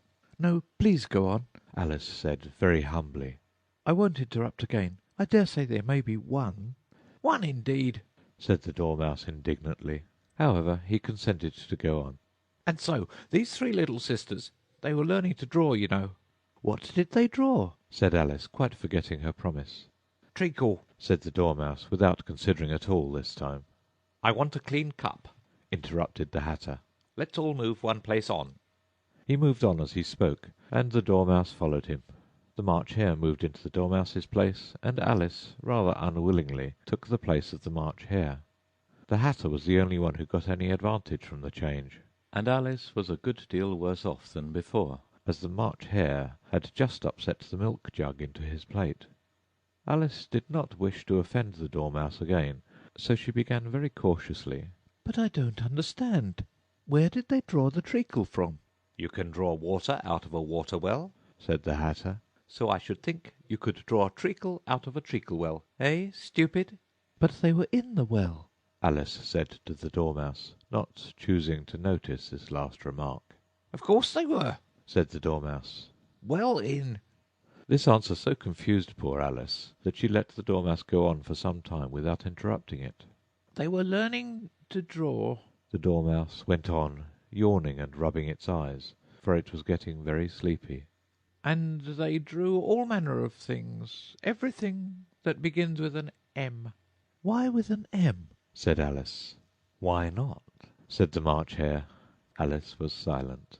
The Dormouse had closed its eyes by this time, and was going off into a doze, but on being pinched by the Hatter, it woke up again with a little shriek, and went on, That begins with an M, such as mousetraps, and the moon, and memory, and muchness. You know, you say things are much of a muchness. Did you ever see such a thing as a drawing of a muchness? Really, now you ask me, said Alice, very much confused. I don't think. Then you shouldn't talk, said the Hatter. This piece of rudeness was more than Alice could bear. She got up in great disgust and walked off. The Dormouse fell asleep instantly, and neither of the others took the least notice of her going, though she looked back once or twice, half hoping that they would call after her. The last time she saw them, they were trying to put the dormouse into the teapot. "At any rate, I'll never go there again," said Alice, as she picked her way through the wood. "It's the stupidest tea party I ever was at in all my life." Just as she said this, she noticed that one of the trees had a door leading right into it. "That's very curious," she thought, "but everything's curious today. I think I may as well go in at once." and in she went. Once more she found herself in the long hall, and close to the little glass table. "Now I'll manage better this time," she said to herself, and began by taking the little golden key and unlocking the door that led into the garden. Then she went to work nibbling at the mushroom. She had kept a piece of it in her pocket till she was about a foot high. Then she walked down the little passage, and then she found herself at last in the beautiful garden, among the bright flower beds and the cool fountains. The end of Chapter 7. Chapter 8. The Queen's Croquet Ground. A large rose tree stood near the entrance of the garden.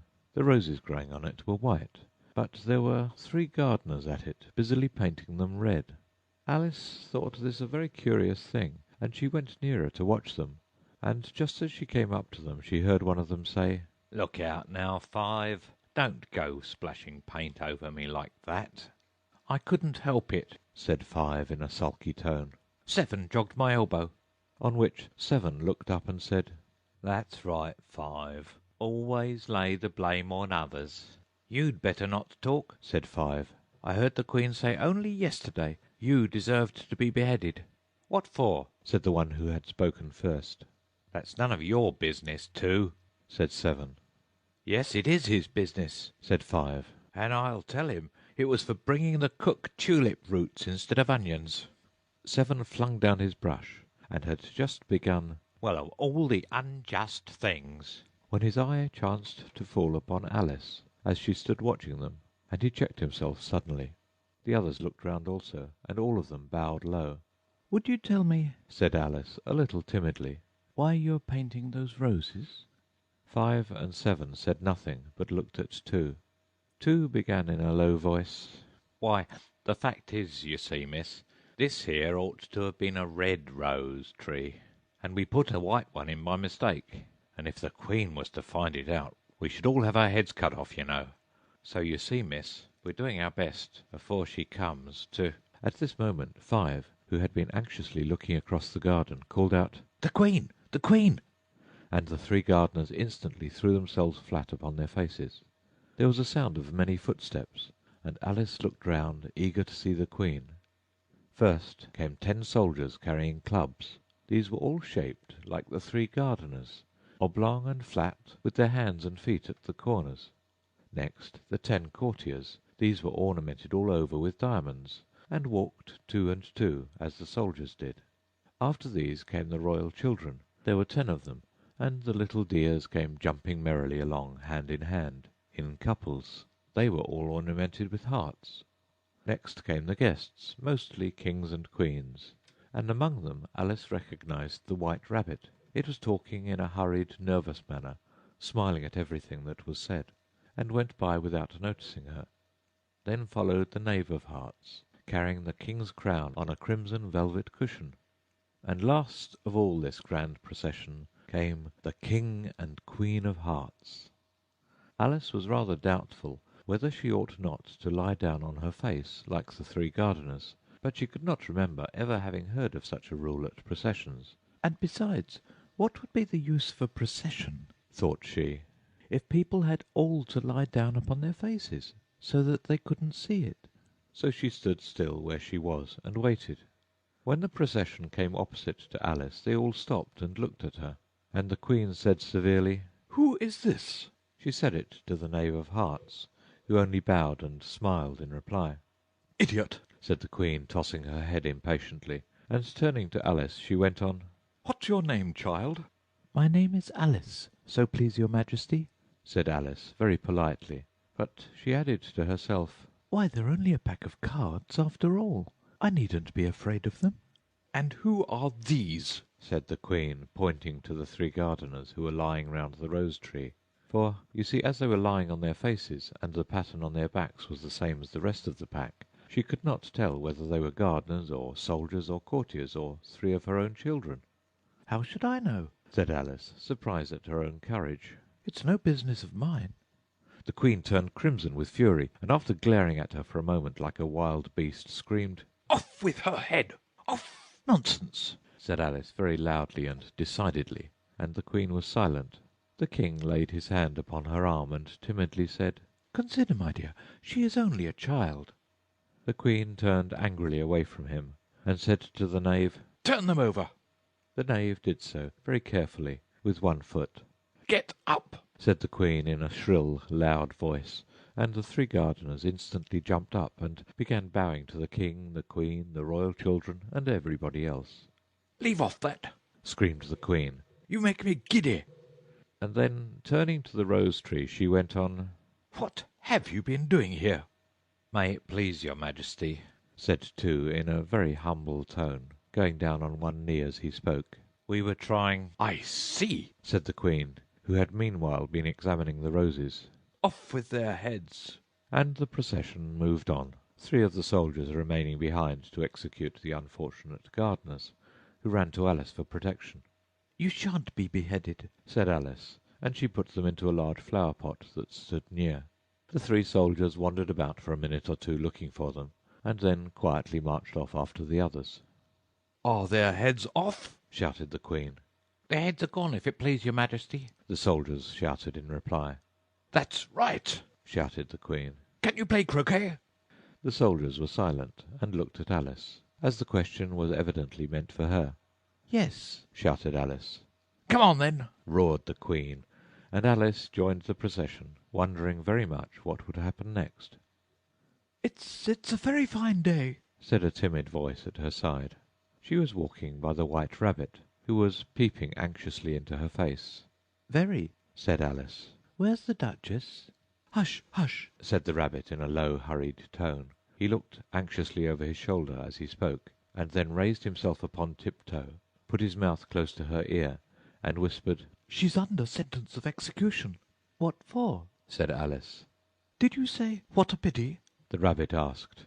"No, I didn't," said Alice. "I don't think it's at all a pity. I said, 'What for?'" "She boxed the Queen's ears," the Rabbit began. Alice gave a little scream of laughter. "Oh, hush!" the Rabbit whispered in a frightened tone. "The Queen will hear you. You see, she came rather late, and the Queen said—" "Get to your places!" shouted the Queen in a voice of thunder, and people began running about in all directions, tumbling up against each other. However, they got settled down in a minute or two, and the game began. Alice thought she had never seen such a curious croquet ground in all her life. It was all ridges and furrows. The balls were live hedgehogs, the mallets live flamingoes, and the soldiers had to double themselves up and to stand on their hands and feet to make the arches. The chief difficulty Alice found at first was in managing her flamingo. She succeeded in getting its body tucked away comfortably enough under her arm, with its legs hanging down, but generally, just as she had got its neck nicely straightened out, and was going to give the hedgehog a blow with its head, it would twist itself round and look up into her face with such a puzzled expression that she could not help bursting out laughing. And when she had got its head down and was going to begin again, it was very provoking to find that the hedgehog had unrolled itself and was in the act of crawling away. Besides all this, there was generally a ridge or furrow in the way wherever she wanted to send the hedgehog to, and as the doubled-up soldiers were always getting up and walking off to other parts of the ground, Alice soon came to the conclusion that it was a very difficult game indeed. The players all played at once without waiting for turns, quarrelling all the while, and fighting for the hedgehogs, and in a very short time the Queen was in a furious passion and went stamping about and shouting, "Off with his head!" or "Off with her head!" about once in a minute. Alice began to feel very uneasy. To be sure, she had not as yet had any dispute with the Queen, but she knew that it might happen any minute. "And then," thought she, "what would become of me? They're dreadfully fond of beheading people here. The great wonder is that there's anyone left alive." She was looking about for some way of escape, and wondering whether she could get away without being seen, when she noticed a curious appearance in the air. It puzzled her very much at first, but after watching it a minute or two she made it out to be a grin, and she said to herself, "It's the Cheshire Cat. Now I shall have somebody to talk to." "How are you getting on?" said the cat, as soon as there was mouth enough for it to speak with. Alice waited till the eyes appeared, and then nodded. "It's no use speaking to it," she thought, "till its ears have come, or at least one of them." In another minute the whole head appeared, and then Alice put down her flamingo and began an account of the game, feeling very glad she had someone to listen to her. The cat seemed to think that there was enough of it now in sight, and no more of it appeared. "I don't think they play at all fairly," Alice began in rather a complaining tone, "and they all quarrel so dreadfully one can't hear oneself speak. And they don't seem to have any rules in particular. At least, if there are, nobody attends to them, and you've no idea how confusing it is, all the things being alive. For instance, there's the arch I've got to go through next, walking round at the other end of the ground, and I should have croqueted the Queen's hedgehog just now, only it ran away when it saw mine coming." "How do you like the Queen?" said the cat in a low voice. "Not at all," said Alice. "She's so extremely—" Just then she noticed that the Queen was close behind her, listening, so she went on, "likely to win, that it's hardly worth while finishing the game." The Queen smiled and passed on. "Who are you talking to?" said the King, going up to Alice and looking at the cat's head with great curiosity. "It's a friend of mine, a Cheshire cat," said Alice. "Allow me to introduce it." "I don't like the look of it at all," said the King. "However, it may kiss my hand if it likes." "I'd rather not," the cat remarked. "Don't be impertinent," said the King, "and don't look at me like that." He got behind Alice as he spoke. "A cat may look at a king," said Alice. "I've read that in some book, but I don't remember where." "Well, it must be removed," said the King very decidedly, and he called the Queen, who was passing at the moment. "My dear, I wish you would have this cat removed." The Queen had only one way of settling all difficulties, great or small. "Off with his head," she said, without even looking round. "I'll fetch the executioner myself," said the King eagerly, and he hurried off. Alice thought she might as well go back and see how the game was going on, as she heard the Queen's voice in the distance, screaming with passion. She had already heard her sentence 3 of the players to be executed for having missed their turns, and she did not like the look of things at all, as the game was in such confusion that she never knew whether it was her turn or not. So she went in search of her hedgehog. The hedgehog was engaged in a fight with another hedgehog, which seemed to Alice an excellent opportunity for croqueting one of them with the other.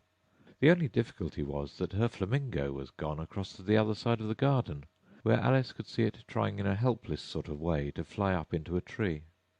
By the time she had caught the flamingo and brought it back, the fight was over, and both the hedgehogs were out of sight. "But it doesn't matter much," thought Alice, "as all the archers are gone from this side of the ground." So she tucked it away under her arm, that it might not escape again, and went back for a little more conversation with her friend. When she got back to the Cheshire Cat, she was surprised to find quite a large crowd collected round it. There was a dispute going on between the executioner, the King, and the Queen, who were all talking at once, while all the rest were quite silent, and looked very uncomfortable. The moment Alice appeared, she was appealed to by all 3 to settle the question, and they repeated their arguments to her, though, as they all spoke at once, she found it very hard indeed to make out exactly what they said. The executioner's argument was that you couldn't cut off a head unless there was a body to cut it off from, that he had never had to do such a thing before, and he wasn't going to begin at his time of life. The King's argument was that anything that had a head could be beheaded, and that you weren't to talk nonsense. The Queen's argument was that if something wasn't done about it in less than no time, she'd have everybody executed all round. It was this last remark that had made the whole party look so grave and anxious. Alice could think of nothing else to say but, "It belongs to the Duchess. You'd better ask her about it." "She's in prison," the Queen said to the executioner. "Fetch her here." And the executioner went off like an arrow. The cat's head began fading away the moment he was gone, and by the time he had come back with the Duchess, it had entirely disappeared. So the King and the executioner ran wildly up and down looking for it, while the rest of the party went back to the game. The end of Chapter 8. Chapter 9. The Mock Turtle's Story. "You can't think how glad I am to see you again, you dear old thing," said the Duchess, as she tucked her arm affectionately into Alice's, and they walked off together. Alice was very glad to find her in such a pleasant temper, and thought to herself that perhaps it was only the pepper that had made her so savage when they met in the kitchen. "When I'm a duchess," she said to herself, not in a very hopeful tone, though, "I won't have any pepper in my kitchen at all. Soup does very well without. Maybe it's always pepper that makes people hot-tempered," she went on, very much pleased at having found out a new kind of rule. "and vinegar that makes them sour, and camomile that makes them bitter, and barley sugar and such things that make children sweet-tempered. I only wish people knew that.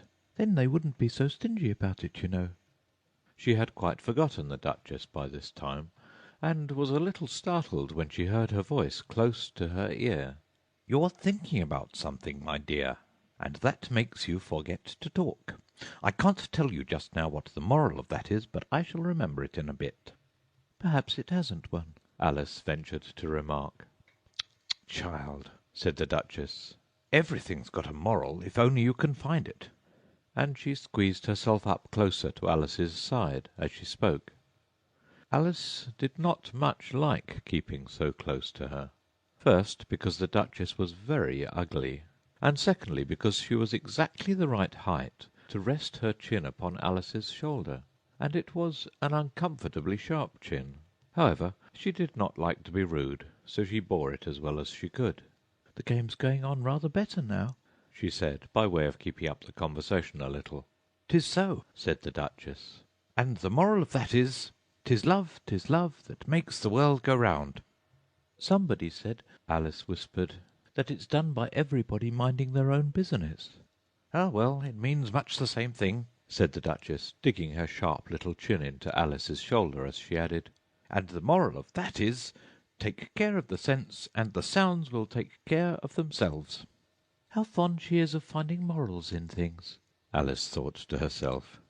"I dare say you're wondering why I don't put my arm round your waist," the Duchess said after a pause. "The reason is that I'm doubtful about the temper of your flamingo. Shall I try the experiment?" "He might bite," Alice cautiously replied, not feeling at all anxious to have the experiment tried. "Very true," said the Duchess. "Flamingos and mustard both bite, and the moral of that is, birds of a feather flock together." "Only mustard isn't a bird," Alice remarked. "Right as usual," said the Duchess. "What a clear way you have of putting things!" "It's a mineral, I think," said Alice. "Of course it is," said the Duchess, who seemed ready to agree to everything that Alice said. "There's a large mustard mine near here, and the moral of that is, the more there is of mine, the less there is of yours." "Oh, I know," exclaimed Alice, who had not attended to this last remark. "It's a vegetable. It doesn't look like one, but it is." "I quite agree with you," said the Duchess. "And the moral of that is, be what you would seem to be. Or, if you'd like to put it more simply, never imagine yourself not to be otherwise than what it might appear to others that what you were or might have been was not otherwise than what you had been would have appeared to them to be otherwise." "I think I should understand that better," Alice said very politely, "if I had it written down, but I can't quite follow it as you say it." "That's nothing to what I could say if I chose," the Duchess replied in a pleased tone. "Pray don't trouble yourself to say it any longer than that," said Alice. "Oh, don't bother about trouble," said the Duchess. "I make you a present of everything I've said as yet." "A cheap sort of present," thought Alice. "I'm glad they don't give birthday presents like that." But she did not venture to say it out loud. "Thinking again?" the Duchess asked, with another dig of her sharp little chin. "I've a right to think," said Alice sharply, for she was beginning to feel a little worried. "Just about as much right," said the Duchess, "as pigs have to fly, and the But here, to Alice's great surprise, the Duchess's voice died away, even in the middle of her favourite word, moral, and the arm that was linked into hers began to tremble. Alice looked up, and there stood the Queen in front of them, with her arms folded, frowning like a thunderstorm. "A fine day, your Majesty," the Duchess began in a low, weak voice. "Now, I give you fair warning," shouted the Queen, stamping on the ground as she spoke. "Either you or your head must be off, and that in about half no time. Take your choice." The Duchess took her choice and was gone in a moment. "Let's go on with the game," the Queen said to Alice, and Alice was too much frightened to say a word, but slowly followed her back to the croquet ground. The other guests had taken advantage of the Queen's absence, and were resting in the shade. However, the moment they saw her, they hurried back to the game, the Queen merely remarking that a moment's delay would cost them their lives. All the time they were playing, the Queen never left off quarrelling with the other players, and shouting, "Off with his head!" or "Off with her head!" Those whom she sentenced were taken into custody by the soldiers, who of course had to leave off being archers to do this, so that by the end of half an hour or so there were no archers left, and all the players, except the King, the Queen, and Alice, were in custody and under sentence of execution. Then the Queen left off, quite out of breath, and said to Alice, "Have you seen the mock turtle yet?" "No," said Alice. "I don't even know what a mock turtle is." "It's the thing mock turtle soup is made from," said the Queen. I never saw one, or heard of one, said Alice. "Come on, then," said the Queen, "and he shall tell you his history." As they walked off together, Alice heard the King say in a low voice to the company generally, "You are all pardoned." Come, that's a good thing, she said to herself, for she had felt quite unhappy at the number of executions the Queen had ordered. They very soon came upon a Gryphon lying fast asleep in the sun. If you don't know what a Gryphon is, look at the picture. "Up, lazy thing," said the Queen, "and take this young lady to see the mock turtle, and to hear his history. I must go back and see after some executions I have ordered."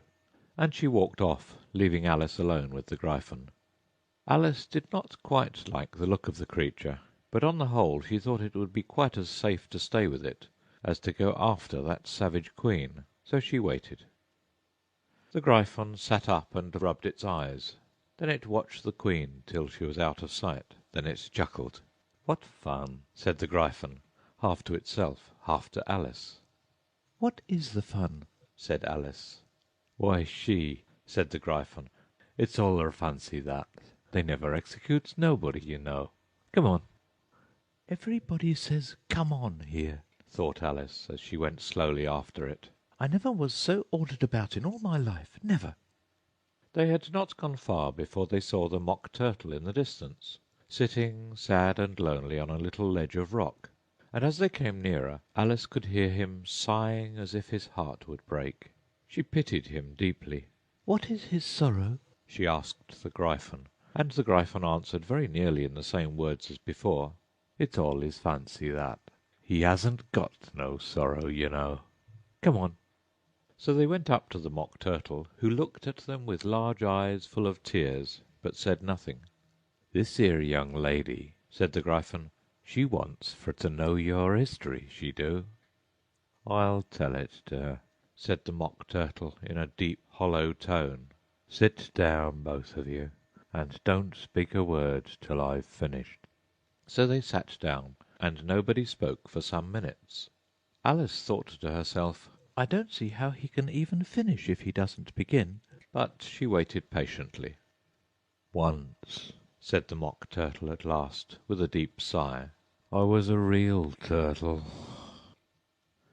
These words were followed by a very long silence, broken only by an occasional exclamation of "Rrrr" from the Gryphon, and the occasional heavy sobbing of the Mock Turtle. Alice was very nearly getting up and saying, Thank you, sir, for your interesting story. but she could not help thinking there must be more to come, so she sat still and said nothing. "When we were little," the Mock Turtle went on at last, more calmly, though still sobbing a little now and then, "we went to school in the sea. The master was an old turtle. We used to call him Tortoise." Why did you call him Tortoise if he wasn't one? Alice asked. "We called him Tortoise because he taught us," said the Mock Turtle angrily. "Really, you are very dull. You ought to be ashamed of yourself for asking such a simple question. added the Gryphon, and then they both sat silent and looked at poor Alice, who felt ready to sink into the earth. At last the Gryphon said to the Mock Turtle, "Drive on, old fellow. Don't be all day about it." And he went on in these words. "Yes, we went to school in the sea, though you may not believe it." I never said I didn't, interrupted Alice. "You did," said the Mock Turtle. "Hold your tongue," added the Gryphon, before Alice could speak again. The Mock Turtle went on. "We had the best of educations. In fact, we went to school every day." I've been to a day school too, said Alice. You needn't be so proud as all that. "With extras?" asked the Mock Turtle, a little anxiously. Yes, said Alice. We learnt French and music. "And washing?" said the Mock Turtle. Certainly not, said Alice indignantly. "Ah, then yours wasn't a really good school," said the Mock Turtle in a tone of great relief. "Now at ours they had at the end of the bill French, music, and washing extra." You couldn't have wanted it much, said Alice. living at the bottom of the sea. "I couldn't afford to learn it," said the Mock Turtle with a sigh. "I only took the regular course." What was that? inquired Alice. "Reeling and writhing, of course, to begin with," the Mock Turtle replied, "and then the different branches of arithmetic. Ambition, distraction, uglification, and derision." I never heard of uglification, Alice ventured to say. What is it? The Gryphon lifted up both its paws in surprise. "What? Never heard of uglifying?" it exclaimed. "You know what to beautify is, I suppose?" Yes, said Alice doubtfully. it means to make anything prettier. "Well then," the Gryphon went on, "if you don't know what to uglify is, you are a simpleton." Alice did not feel encouraged to ask any more questions about it, so she turned to the Mock Turtle and said, What else had you to learn? "Well, there was mystery," the Mock Turtle replied, counting off the subjects on his flappers. "Mystery ancient and modern, with seaography. Then drawling. The drawling master was an old conger eel that used to come once a week. He taught us drawling, stretching, and fainting in coils." What was that like? said Alice. "Well, I can't show it you myself," the Mock Turtle said.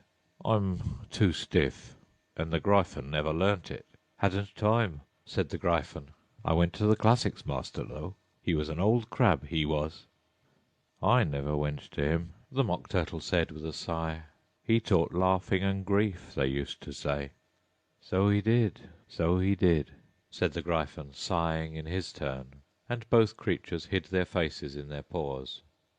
And how many hours a day did you do lessons? said Alice, in a hurry to change the subject. 10 hours the first day, 9 the next, and so on, said the Mock Turtle. What a curious plan! exclaimed Alice. "That's the reason they're called lessons," the Gryphon remarked, "because they lesson from day to day." This was quite a new idea to Alice, and she thought it over a little before she made her next remark. Then the 11th day must have been a holiday. "Of course it was," said the Mock Turtle. And how did you manage on the 12th? Alice went on eagerly. "That's enough about lessons," the Gryphon interrupted in a very decided tone. "Tell her something about the games now." The end of Chapter 9. Chapter 10. The Lobster Quadrille. The Mock Turtle sighed deeply, and drew the back of one flapper across his eyes. He looked at Alice and tried to speak, but for a minute or two sobs choked his voice. "Same as if he had a bone in his throat," said the Gryphon, and it set to work shaking him and punching him in the back. At last the Mock Turtle recovered his voice, and with tears running down his cheeks he went on again.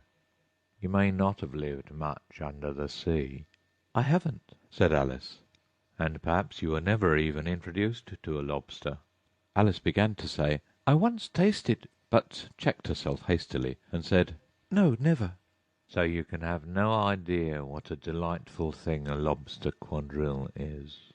"No, indeed," said Alice. "What sort of a dance is it?" "Why," said the Gryphon, "you first form into line along the seashore." "2 lines!" cried the Mock Turtle. "Seals, turtles, salmon, and so on.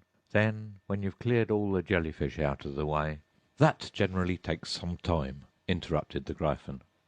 "You advance twice, each with a lobster as a partner," cried the Gryphon.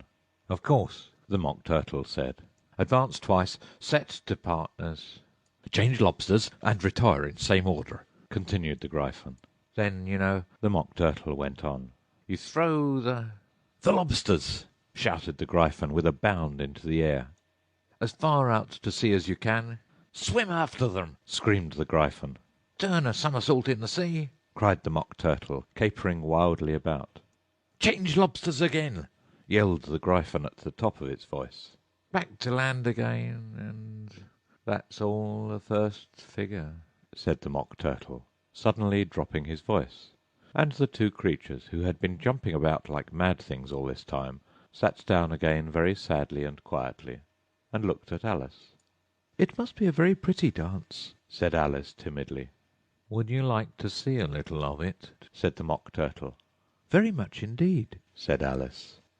"Come, let's try the first figure," said the Mock Turtle to the Gryphon. "We can do without lobsters, you know. Which shall sing?" "Oh, you sing. I've forgotten the words," said the Gryphon.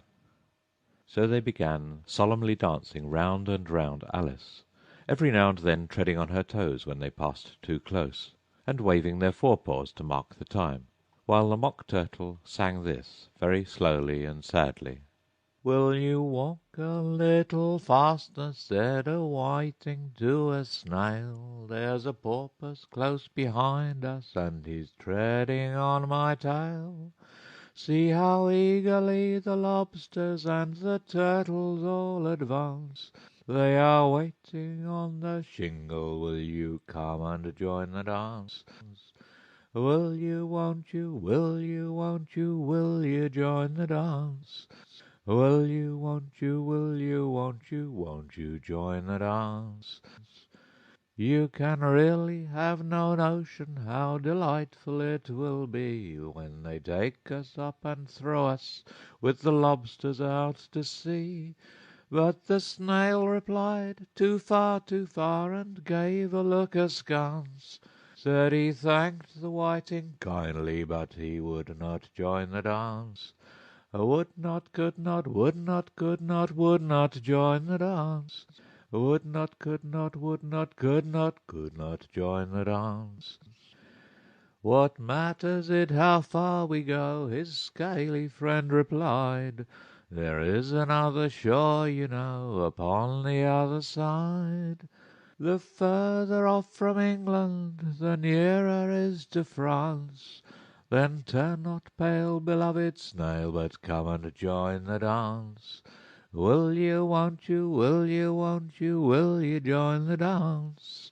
Will you, won't you, will you, won't you join the dance?" "Thank you. It's a very interesting dance to watch," said Alice, feeling very glad that it was over at last. "and I do so like that curious song about the whiting." "Oh, as to the whiting," said the Mock Turtle, "you've seen them, of course?" "Yes," said Alice. "I've often seen them at Din—" She checked herself hastily. "I don't know where Din may be," said the Mock Turtle, "but if you've seen them so often, of course you know what they're like." "I believe so," Alice replied thoughtfully. "They have their tails in their mouths, and they're all over crumbs." "You're wrong about the crumbs," said the Mock Turtle. "Crumbs would all wash off in the sea. But they have their tails in their mouths, and the reason is—" Here the Mock Turtle yawned and shut his eyes. "Tell her about the reason and all that," he said to the Gryphon. "The reason is," said the Gryphon, "that they would go with the lobsters to the dance, so they got thrown out to sea, so they had to fall a long way. So they got their tails fast in their mouths, so they couldn't get them out again. That's all." "Thank you," said Alice. "It's very interesting. I never knew so much about a whiting before." "I can tell you more than that if you like," said the Gryphon. "Do you know why it's called a whiting?"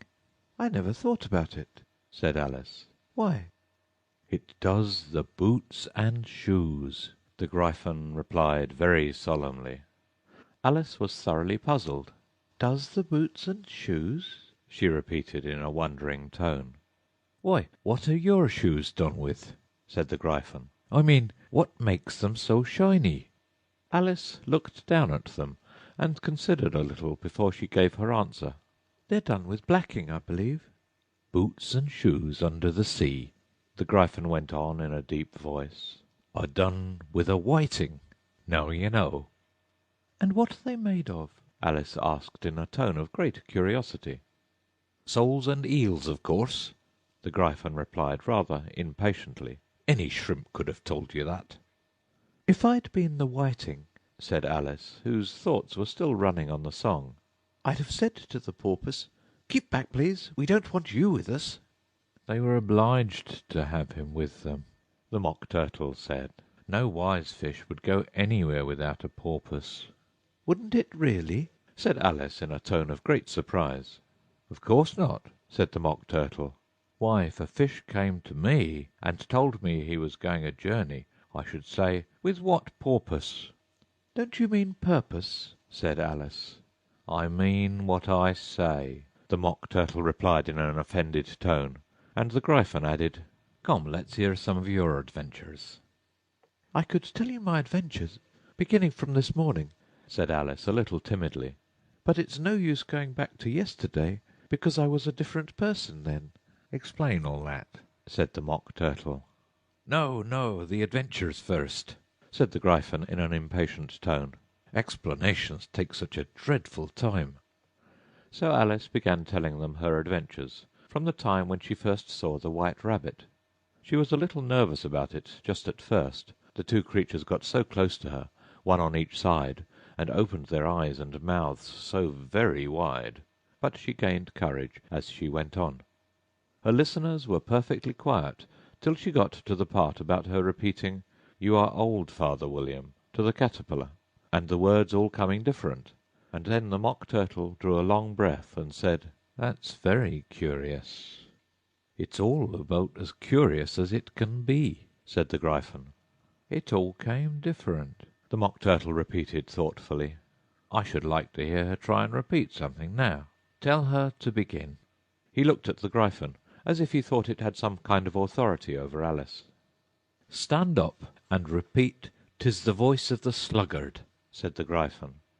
"How the creatures order one about, and make one repeat lessons," thought Alice. "I might as well be at school at once." However, she got up and began to repeat it. But her head was so full of the lobster quadrille that she hardly knew what she was saying, and the words came very queer indeed. "'Tis the voice of the lobster. I heard him declare, 'You have baked me too brown, I must sugar my hair.' As a duck with its eyelids, so he with his nose trims his belt and his buttons, and turns out his toes. When the sands are all dry, he is gay as a lark, and will talk in contemptuous tones of the shark. But when the tide rises and sharks are around, his voice has a timid and tremulous sound." "That's different from what I used to say when I was a child," said the Gryphon. "Well, I never heard it before," said the Mock Turtle, "but it sounds uncommon nonsense." Alice said nothing. She had sat down with her face in her hands, wondering if anything would ever happen in a natural way again. "I should like to have it explained," said the Mock Turtle. "She can't explain it," said the Gryphon hastily. "Go on with the next verse." "But about his toes," the Mock Turtle persisted. "How could he turn them out with his nose, you know?"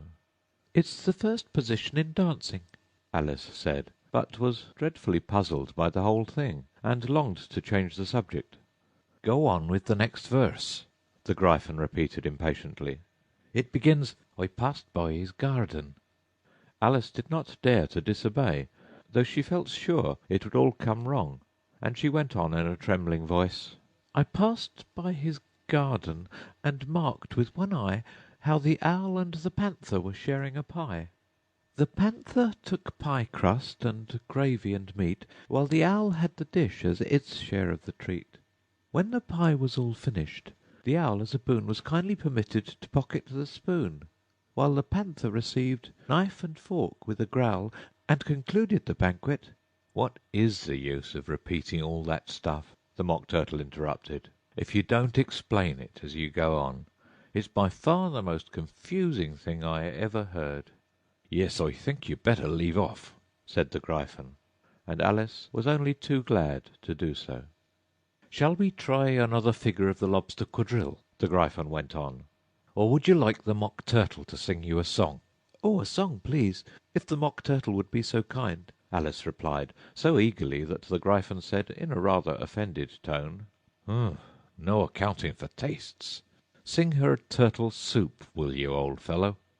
The Mock Turtle sighed deeply, and began, in a voice sometimes choked with sobs, to sing this: "Beautiful soup, so rich and green, waiting in a hot tureen. Who for such dainties would not stoop? Soup of the evening, beautiful soup. Soup of the evening, beautiful soup. Beautiful soup. Beautiful soup. Soup of the evening, beautiful, beautiful soup.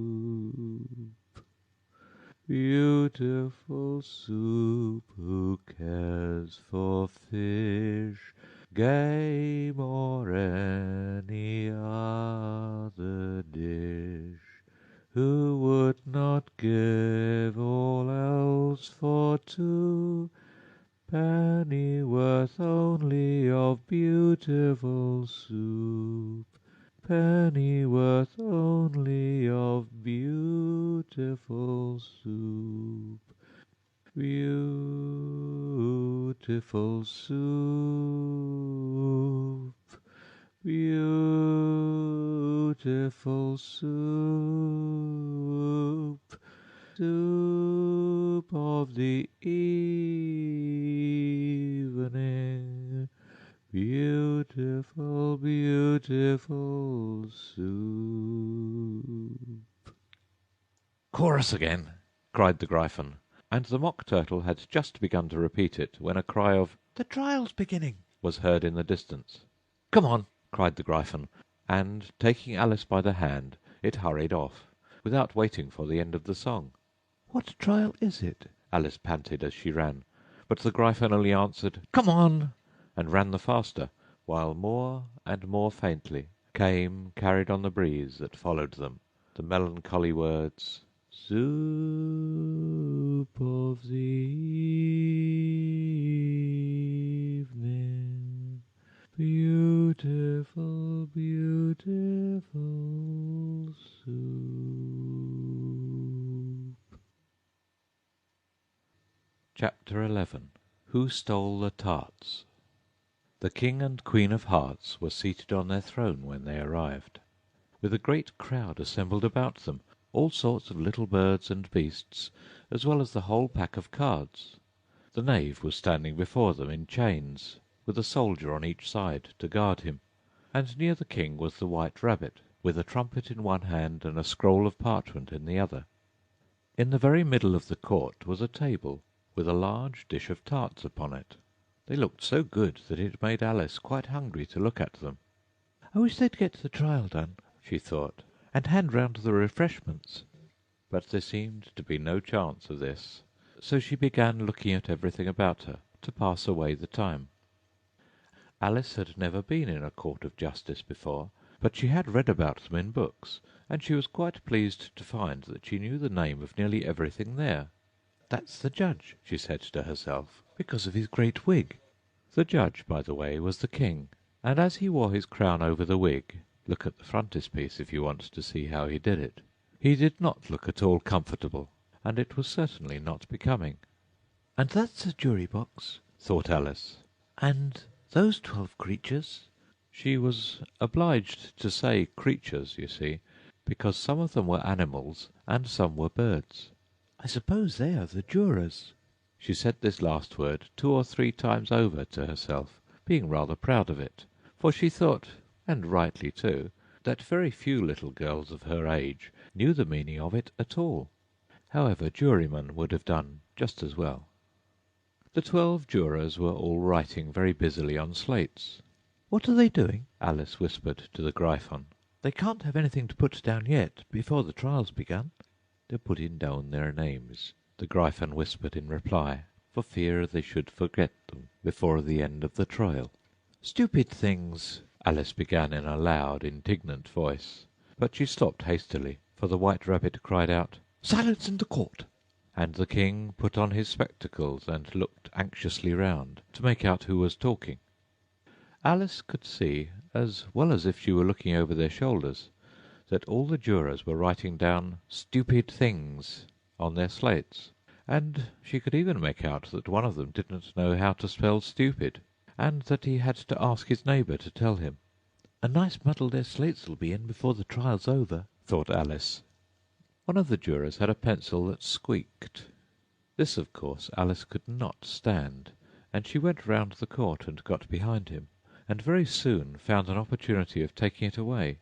She did it so quickly that the poor little juror, it was Bill the lizard, could not make out at all what had become of it.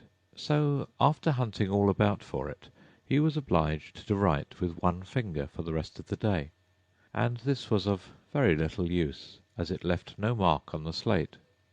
"Herald, read the accusation," said the king. On this the White Rabbit blew 3 blasts on the trumpet, and then unrolled the parchment scroll and read as follows. "The Queen of Hearts, she made some tarts, all on a summer day. The Knave of Hearts, he stole those tarts, and took them quite away." "Consider your verdict," the king said to the jury. "Not yet, not yet," the rabbit hastily interrupted. "There's a great deal to come before that." "Call the first witness," said the king, and the White Rabbit blew 3 blasts on the trumpet and called out, "First witness!" The first witness was the Hatter. He came in with a teacup in one hand and a piece of bread and butter in the other. "I beg pardon, your majesty," he began, "for bringing these in, but I hadn't quite finished my tea when I was sent for." "You ought to have finished," said the king. "When did you begin?" The Hatter looked at the March Hare, who had followed him into the court, arm in arm with the Dormouse. 14th of March, I think it was, he said. 15th, said the March Hare. 16th, added the Dormouse. "Write that down," the king said to the jury, and the jury eagerly wrote down all 3 dates on their slates, and then added them up and reduced the answer to shillings and pence. "Take off your hat," the king said to the Hatter. "It isn't mine," said the Hatter. "Stolen!" the king exclaimed, turning to the jury, who instantly made a memorandum of the fact. "I keep them to sell," the Hatter added as an explanation. "I've none of my own. I'm a hatter." Here the queen put on her spectacles and began staring at the Hatter, who turned pale and fidgeted. "Give your evidence," said the king, "and don't be nervous, or I'll have you executed on the spot." This did not seem to encourage the witness at all. He kept shifting from one foot to the other, looking uneasily at the queen, and in his confusion he bit a large piece out of his teacup instead of the bread and butter. Just at this moment Alice felt a very curious sensation, which puzzled her a good deal, until she made out what it was. She was beginning to grow larger again, and she thought at first she would get up and leave the court, but on second thoughts she decided to remain where she was, as long as there was room for her. "I wish you wouldn't squeeze so," said the Dormouse, who was sitting next to her. "I can hardly breathe." "I can't help it," said Alice very meekly. "I'm growing." "You've no right to grow here," said the Dormouse. "Don't talk nonsense," said Alice more boldly. "You know you're growing too." "Yes, but I grow at a reasonable pace." said the Dormouse. "Not in that ridiculous fashion." And he got up very sulkily and crossed over to the other side of the court. All this time the queen had never left off staring at the Hatter, and just as the Dormouse crossed the court, she said to one of the officers of the court, "Bring me the list of the singers in the last concert. on which the wretched hatter trembled so that he shook both his shoes off. "Give your evidence," the king repeated angrily, "or I'll have you executed whether you're nervous or not." "I'm a poor man, your Majesty," the hatter began in a trembling voice, "and I hadn't begun my tea not above a week or so, and what with the bread and butter getting so thin, and the twinkling of the tea—" "The twinkling of the what?" said the king. "It began with the tea," the hatter replied. "Of course twinkling begins with a T," said the king sharply. "Do you take me for a dunce? Go on." "I'm a poor man," the hatter went on, "and most things twinkled after that. Only the March Hare said—" "I didn't," the March Hare interrupted in a great hurry. "You did," said the hatter. "I deny it," said the March Hare. "He denies it," said the king. "Leave out that part." "Well, at any rate, the Dormouse said—" the hatter went on, looking anxiously round to see if he would deny it too. But the Dormouse denied nothing, being fast asleep. "After that," continued the hatter, "I cut some more bread and butter." But what did the Dormouse say?" one of the jury asked. "That I can't remember," said the hatter. "You must remember," remarked the king, "or I'll have you executed." The miserable hatter dropped his teacup and bread and butter, and went down on one knee. "I'm a poor man, your Majesty," he began. "You're a very poor speaker," said the king. Here one of the guinea pigs cheered, and was immediately suppressed by the officers of the court. As that is rather a hard word, I will just explain to you how it was done. They had a large canvas bag, which tied up at the mouth with strings. Into this they slipped the guinea pig head first, and then sat upon it. "I'm glad I've seen that done," thought Alice. "I've so often read in the newspapers at the end of trials there was some attempt at applause, which was immediately suppressed by the officers of the court, and I never understood what it meant till now." "If that's all you know about it, you may stand down," continued the king. "I can't go no lower," said the hatter. "I'm on the floor as it is." "Then you may sit down," the king replied. Here the other guinea pig cheered, and was suppressed. "Come, that finished the guinea pigs," thought Alice. "Now we shall get on better." "I'd rather finish my tea," said the hatter with an anxious look at the queen, who was reading the list of singers. "You may go," said the king, and the hatter hurriedly left the court without even waiting to put his shoes on. "And just to take his head off outside," the queen added to one of the officers. But the hatter was out of sight before the officer could get to the door. "Call the next witness," said the king. The next witness was the duchess's cook. She carried the pepper box in her hand, and Alice guessed who it was even before she got into the court by the way the people near the door began sneezing all at once. "Give your evidence," said the king. "Shan't," said the cook. The king looked anxiously at the White Rabbit, who said in a low voice, "Your Majesty must cross-examine this witness." "Well, if I must, I must," the king said with a melancholy air, and after folding his arms and frowning at the cook till his eyes were nearly out of sight, he said in a deep voice, "What are tarts made of?" "Pepper mostly," said the cook. Treacle, said a sleepy voice behind her. "Collar that dormouse!" The queen shrieked out. "Behead that dormouse! Turn that dormouse out of court! Suppress him! Pinch him! Off with his whiskers!" For some minutes the whole court was in confusion, getting the dormouse turned out, and by the time they had settled down again, the cook had disappeared. "Never mind," said the king with an air of great relief. "Call the next witness." And he added in an undertone to the queen, "Really, my dear, you must cross-examine the next witness. It quite makes my forehead ache." Alice watched the White Rabbit as he fumbled over the list, feeling very curious to see what the next witness would be like. "For they haven't got much evidence yet," she said to herself. Imagine her surprise when the White Rabbit read out at the top of his shrill little voice the name "Alice!" The end of Chapter 11. Chapter 12. Alice's Evidence. "Here!" cried Alice, quite forgetting in the flurry of the moment how large she had grown in the last few minutes.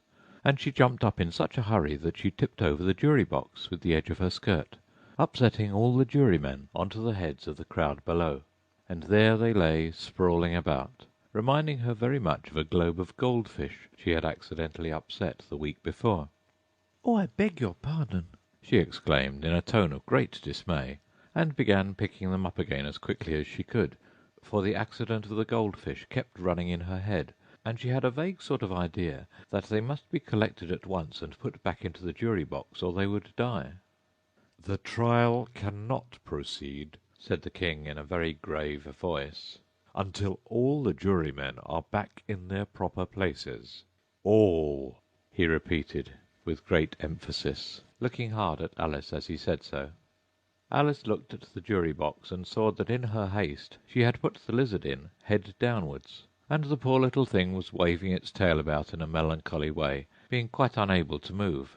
She soon got it out again and put it right. "Not that it signifies much," she said to herself. "I should think it would be quite as much use in the trial one way up as the other." As soon as the jury had a little recovered from the shock of being upset, and their slates and pencils had been found and handed back to them, they set to work very diligently to write out a history of the accident, all except the lizard, who seemed too much overcome to do anything but sit with its mouth open, gazing up into the roof of the court. "What do you know about this business?" the king said to Alice. "Nothing," said Alice. "Nothing whatever?" persisted the king. "Nothing whatever," said Alice. "That's very important," the king said, turning to the jury. They were just beginning to write this down on their slates, when the White Rabbit interrupted. "Unimportant, your Majesty means, of course," he said in a very respectful tone, but frowning and making faces at him as he spoke. "Unimportant, of course, I meant," the king hastily said, and went on to himself in an undertone, "Important, unimportant, unimportant, important," as if he were trying which word sounded best. Some of the jury wrote it down important, and some unimportant. Alice could see this as she was near enough to look over their slates. "But it doesn't matter a bit," she thought to herself. At this moment the king, who had been for some time busily writing in his notebook, called out, "Silence!" and read out from his book, "Rule 42. All persons more than a mile high to leave the court." Everybody looked at Alice. "I'm not a mile high," said Alice. "You are," said the king. "Nearly 2 miles high," added the queen. "Well, I shan't go, at any rate," said Alice. "Besides, that's not a regular rule. You invented it just now." "It's the oldest rule in the book," said the king. "Then it ought to be number 1, said Alice. The king turned pale and shut his notebook hastily. "Consider your verdict," he said to the jury in a low, trembling voice. "There's more evidence to come yet, please, your Majesty," said the White Rabbit, jumping up in a great hurry. "This paper has just been picked up." "What's in it?" said the queen. "I haven't opened it yet," said the White Rabbit, "but it seems to be a letter written by the prisoner to somebody." "It must have been that," said the king, "unless it was written to nobody, which isn't usual, you know." Who was it directed to? said one of the jurymen. "It isn't directed at all," said the White Rabbit. "In fact, there's nothing written on the outside." He unfolded the paper as he spoke, and added, "It isn't a letter after all. It's a set of verses." Are they in the prisoner's handwriting? asked another of the jurymen. "No, they're not," said the White Rabbit. "and that's the queerest thing about it." The jury all looked puzzled. "He must have imitated somebody else's hand," said the king. The jury all brightened up again. "Please, your Majesty," said the knave, "I didn't write it, and I can't prove I did. There's no name signed at the end." "If you didn't sign it," said the king, "that only makes the matter worse. You must have meant some mischief, or else you'd have signed your name like an honest man." There was a general clapping of hands at this.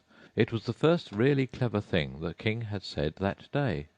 "That proves his guilt," said the queen. "It proves nothing of the sort," said Alice. "Why, you don't even know what they're about." "Read them," said the king. The White Rabbit put on his spectacles. "Where shall I begin, please, your Majesty?" he asked. "Begin at the beginning," the king said gravely, "and go on till you come to the end. Then stop." These were the verses the White Rabbit read. "They told me you had been to her, and mentioned me to him. She gave me a good character, but said I could not swim. He sent them word I had not gone. We know it to be true. If she should push the matter on, what would become of you? I gave her one, they gave him two, you gave us three or more. They all returned from him to you, though they were mine before. If I or she should chance to be involved in this affair, he trusts to you to set them free, exactly as we were. My notion was that you had been, before she had this fit, an obstacle that came between him and ourselves and it. Don't let him know she liked them best, for this must ever be a secret kept from all the rest, between yourself and me." "That's the most important piece of evidence we've heard yet," said the king, rubbing his hands. "So now let the jury—" "If any one of them can explain it," said Alice. She had grown so large in the last few minutes that she wasn't a bit afraid of interrupting him. "I'll give him sixpence. I don't believe there's an atom of meaning in it." The jury all wrote down on their slates, "She doesn't believe there's an atom of meaning in it," but none of them attempted to explain the paper. "If there's no meaning in it," said the king, "that saves a world of trouble, you know, as we needn't try to find any. And yet, I don't know," he went on, spreading out the verses on his knee and looking at them with one eye. "I seem to see some meaning in them after all. Said I could not swim. You can't swim, can you?" he added, turning to the knave. The knave shook his head sadly. "Do I look like it?" he said, which he certainly did not, being made entirely of cardboard. "All right so far," said the king, and he went on muttering over the verses to himself. "We know it to be true. That's the jury, of course. I gave her one, they gave him two. Why, that must be what he did with the tarts, you know." "But it goes on, they all returned from him to you," said Alice. "Why, there they are," said the king triumphantly, pointing to the tarts on the table. "Nothing can be clearer than that. Then, again, before she had this fit. You never had fits, my dear, I think?" he said to the Queen. "Never!" said the Queen furiously, throwing an inkstand at the lizard as she spoke. The unfortunate little Bill had left off writing on his slate with one finger, as he found it made no mark, but he now hastily began again, using the ink that was trickling down his face as long as it lasted. "Then the words don't fit you," said the king, looking round the court with a smile. There was a dead silence. "It's a pun," the king added in an offended tone, and everybody laughed. "Let the jury consider their verdict," the king said, for about the 20th time that day. "No, no," said the Queen. "Sentence first, verdict afterwards." "Stuff and nonsense," said Alice loudly. "The idea of having the sentence first." "Hold your tongue," said the Queen, turning purple. "I won't," said Alice. "Off with her head," the Queen shouted at the top of her voice. Nobody moved. "Who cares for you?" said Alice. She had grown to her full size by this time. "You're nothing but a pack of cards." At this the whole pack rose up into the air and came flying down upon her. She gave a little scream, half of fright and half of anger, and tried to beat them off, and found herself lying on the bank with her head in the lap of her sister, who was gently brushing away some dead leaves that had fluttered down from the trees upon her face. "Wake up, Alice, dear," said her sister. "Why, what a long sleep you've had." "Oh, I've had such a curious dream," said Alice, and she told her sister, as well as she could remember them, all these strange adventures of hers that you have just been reading about. And when she had finished, her sister kissed her and said, "It was a curious dream, dear, certainly. But now run in to your tea. It's getting late." So Alice got up and ran off, thinking while she ran, as well she might, what a wonderful dream it had been. But her sister sat still just as she left her, leaning her head on her hand, watching the setting sun, and thinking of little Alice and all her wonderful adventures, till she too began dreaming after a fashion, and this was her dream. First she dreamed of little Alice herself, and once again the tiny hands were clasped upon her knee, and the bright, eager eyes were looking up into hers. She could hear the very tones of her voice, and see that queer little toss of her head to keep back the wandering hair that would always get into her eyes. And still, as she listened, or seemed to listen, the whole place around her became alive with the strange creatures of her little sister's dream. The long grass rustled at her feet as the white rabbit hurried by. The frightened mouse splashed his way through the neighbouring pool. She could hear the rattle of the teacups as the March Hare and his friends shared their never-ending meal, and the shrill voice of the Queen ordering off her unfortunate guests to execution. Once more the pig-baby was sneezing on the Duchess's knee, while plates and dishes crashed around it. Once more the shriek of the gryphon, the squeaking of the lizard's slate pencil, and the choking of the suppressed guinea-pigs filled the air, mixed up with the distant sobs of the miserable mock turtle. So she sat on, with closed eyes, and half believed herself in Wonderland, though she knew she had but to open them again, and all would change to dull reality. The grass would be only rustling in the wind, and the pool rippling to the waving of the reeds. The rattling teacups would change to tinkling sheep bells, and the Queen's shrill cries to the voice of the shepherd boy, and the sneeze of the baby, the shriek of the gryphon, and all the other queer noises would change, she knew, to the confused clamour of the busy farmyard, while the lowing of the cattle in the distance would take the place of the mock turtle's heavy sobs.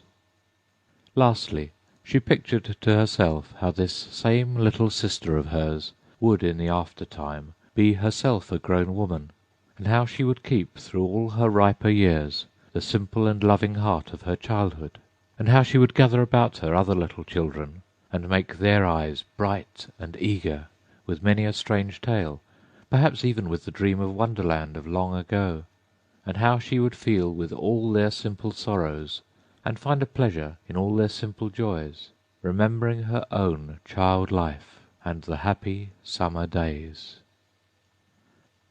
The end of Alice's Adventures in Wonderland.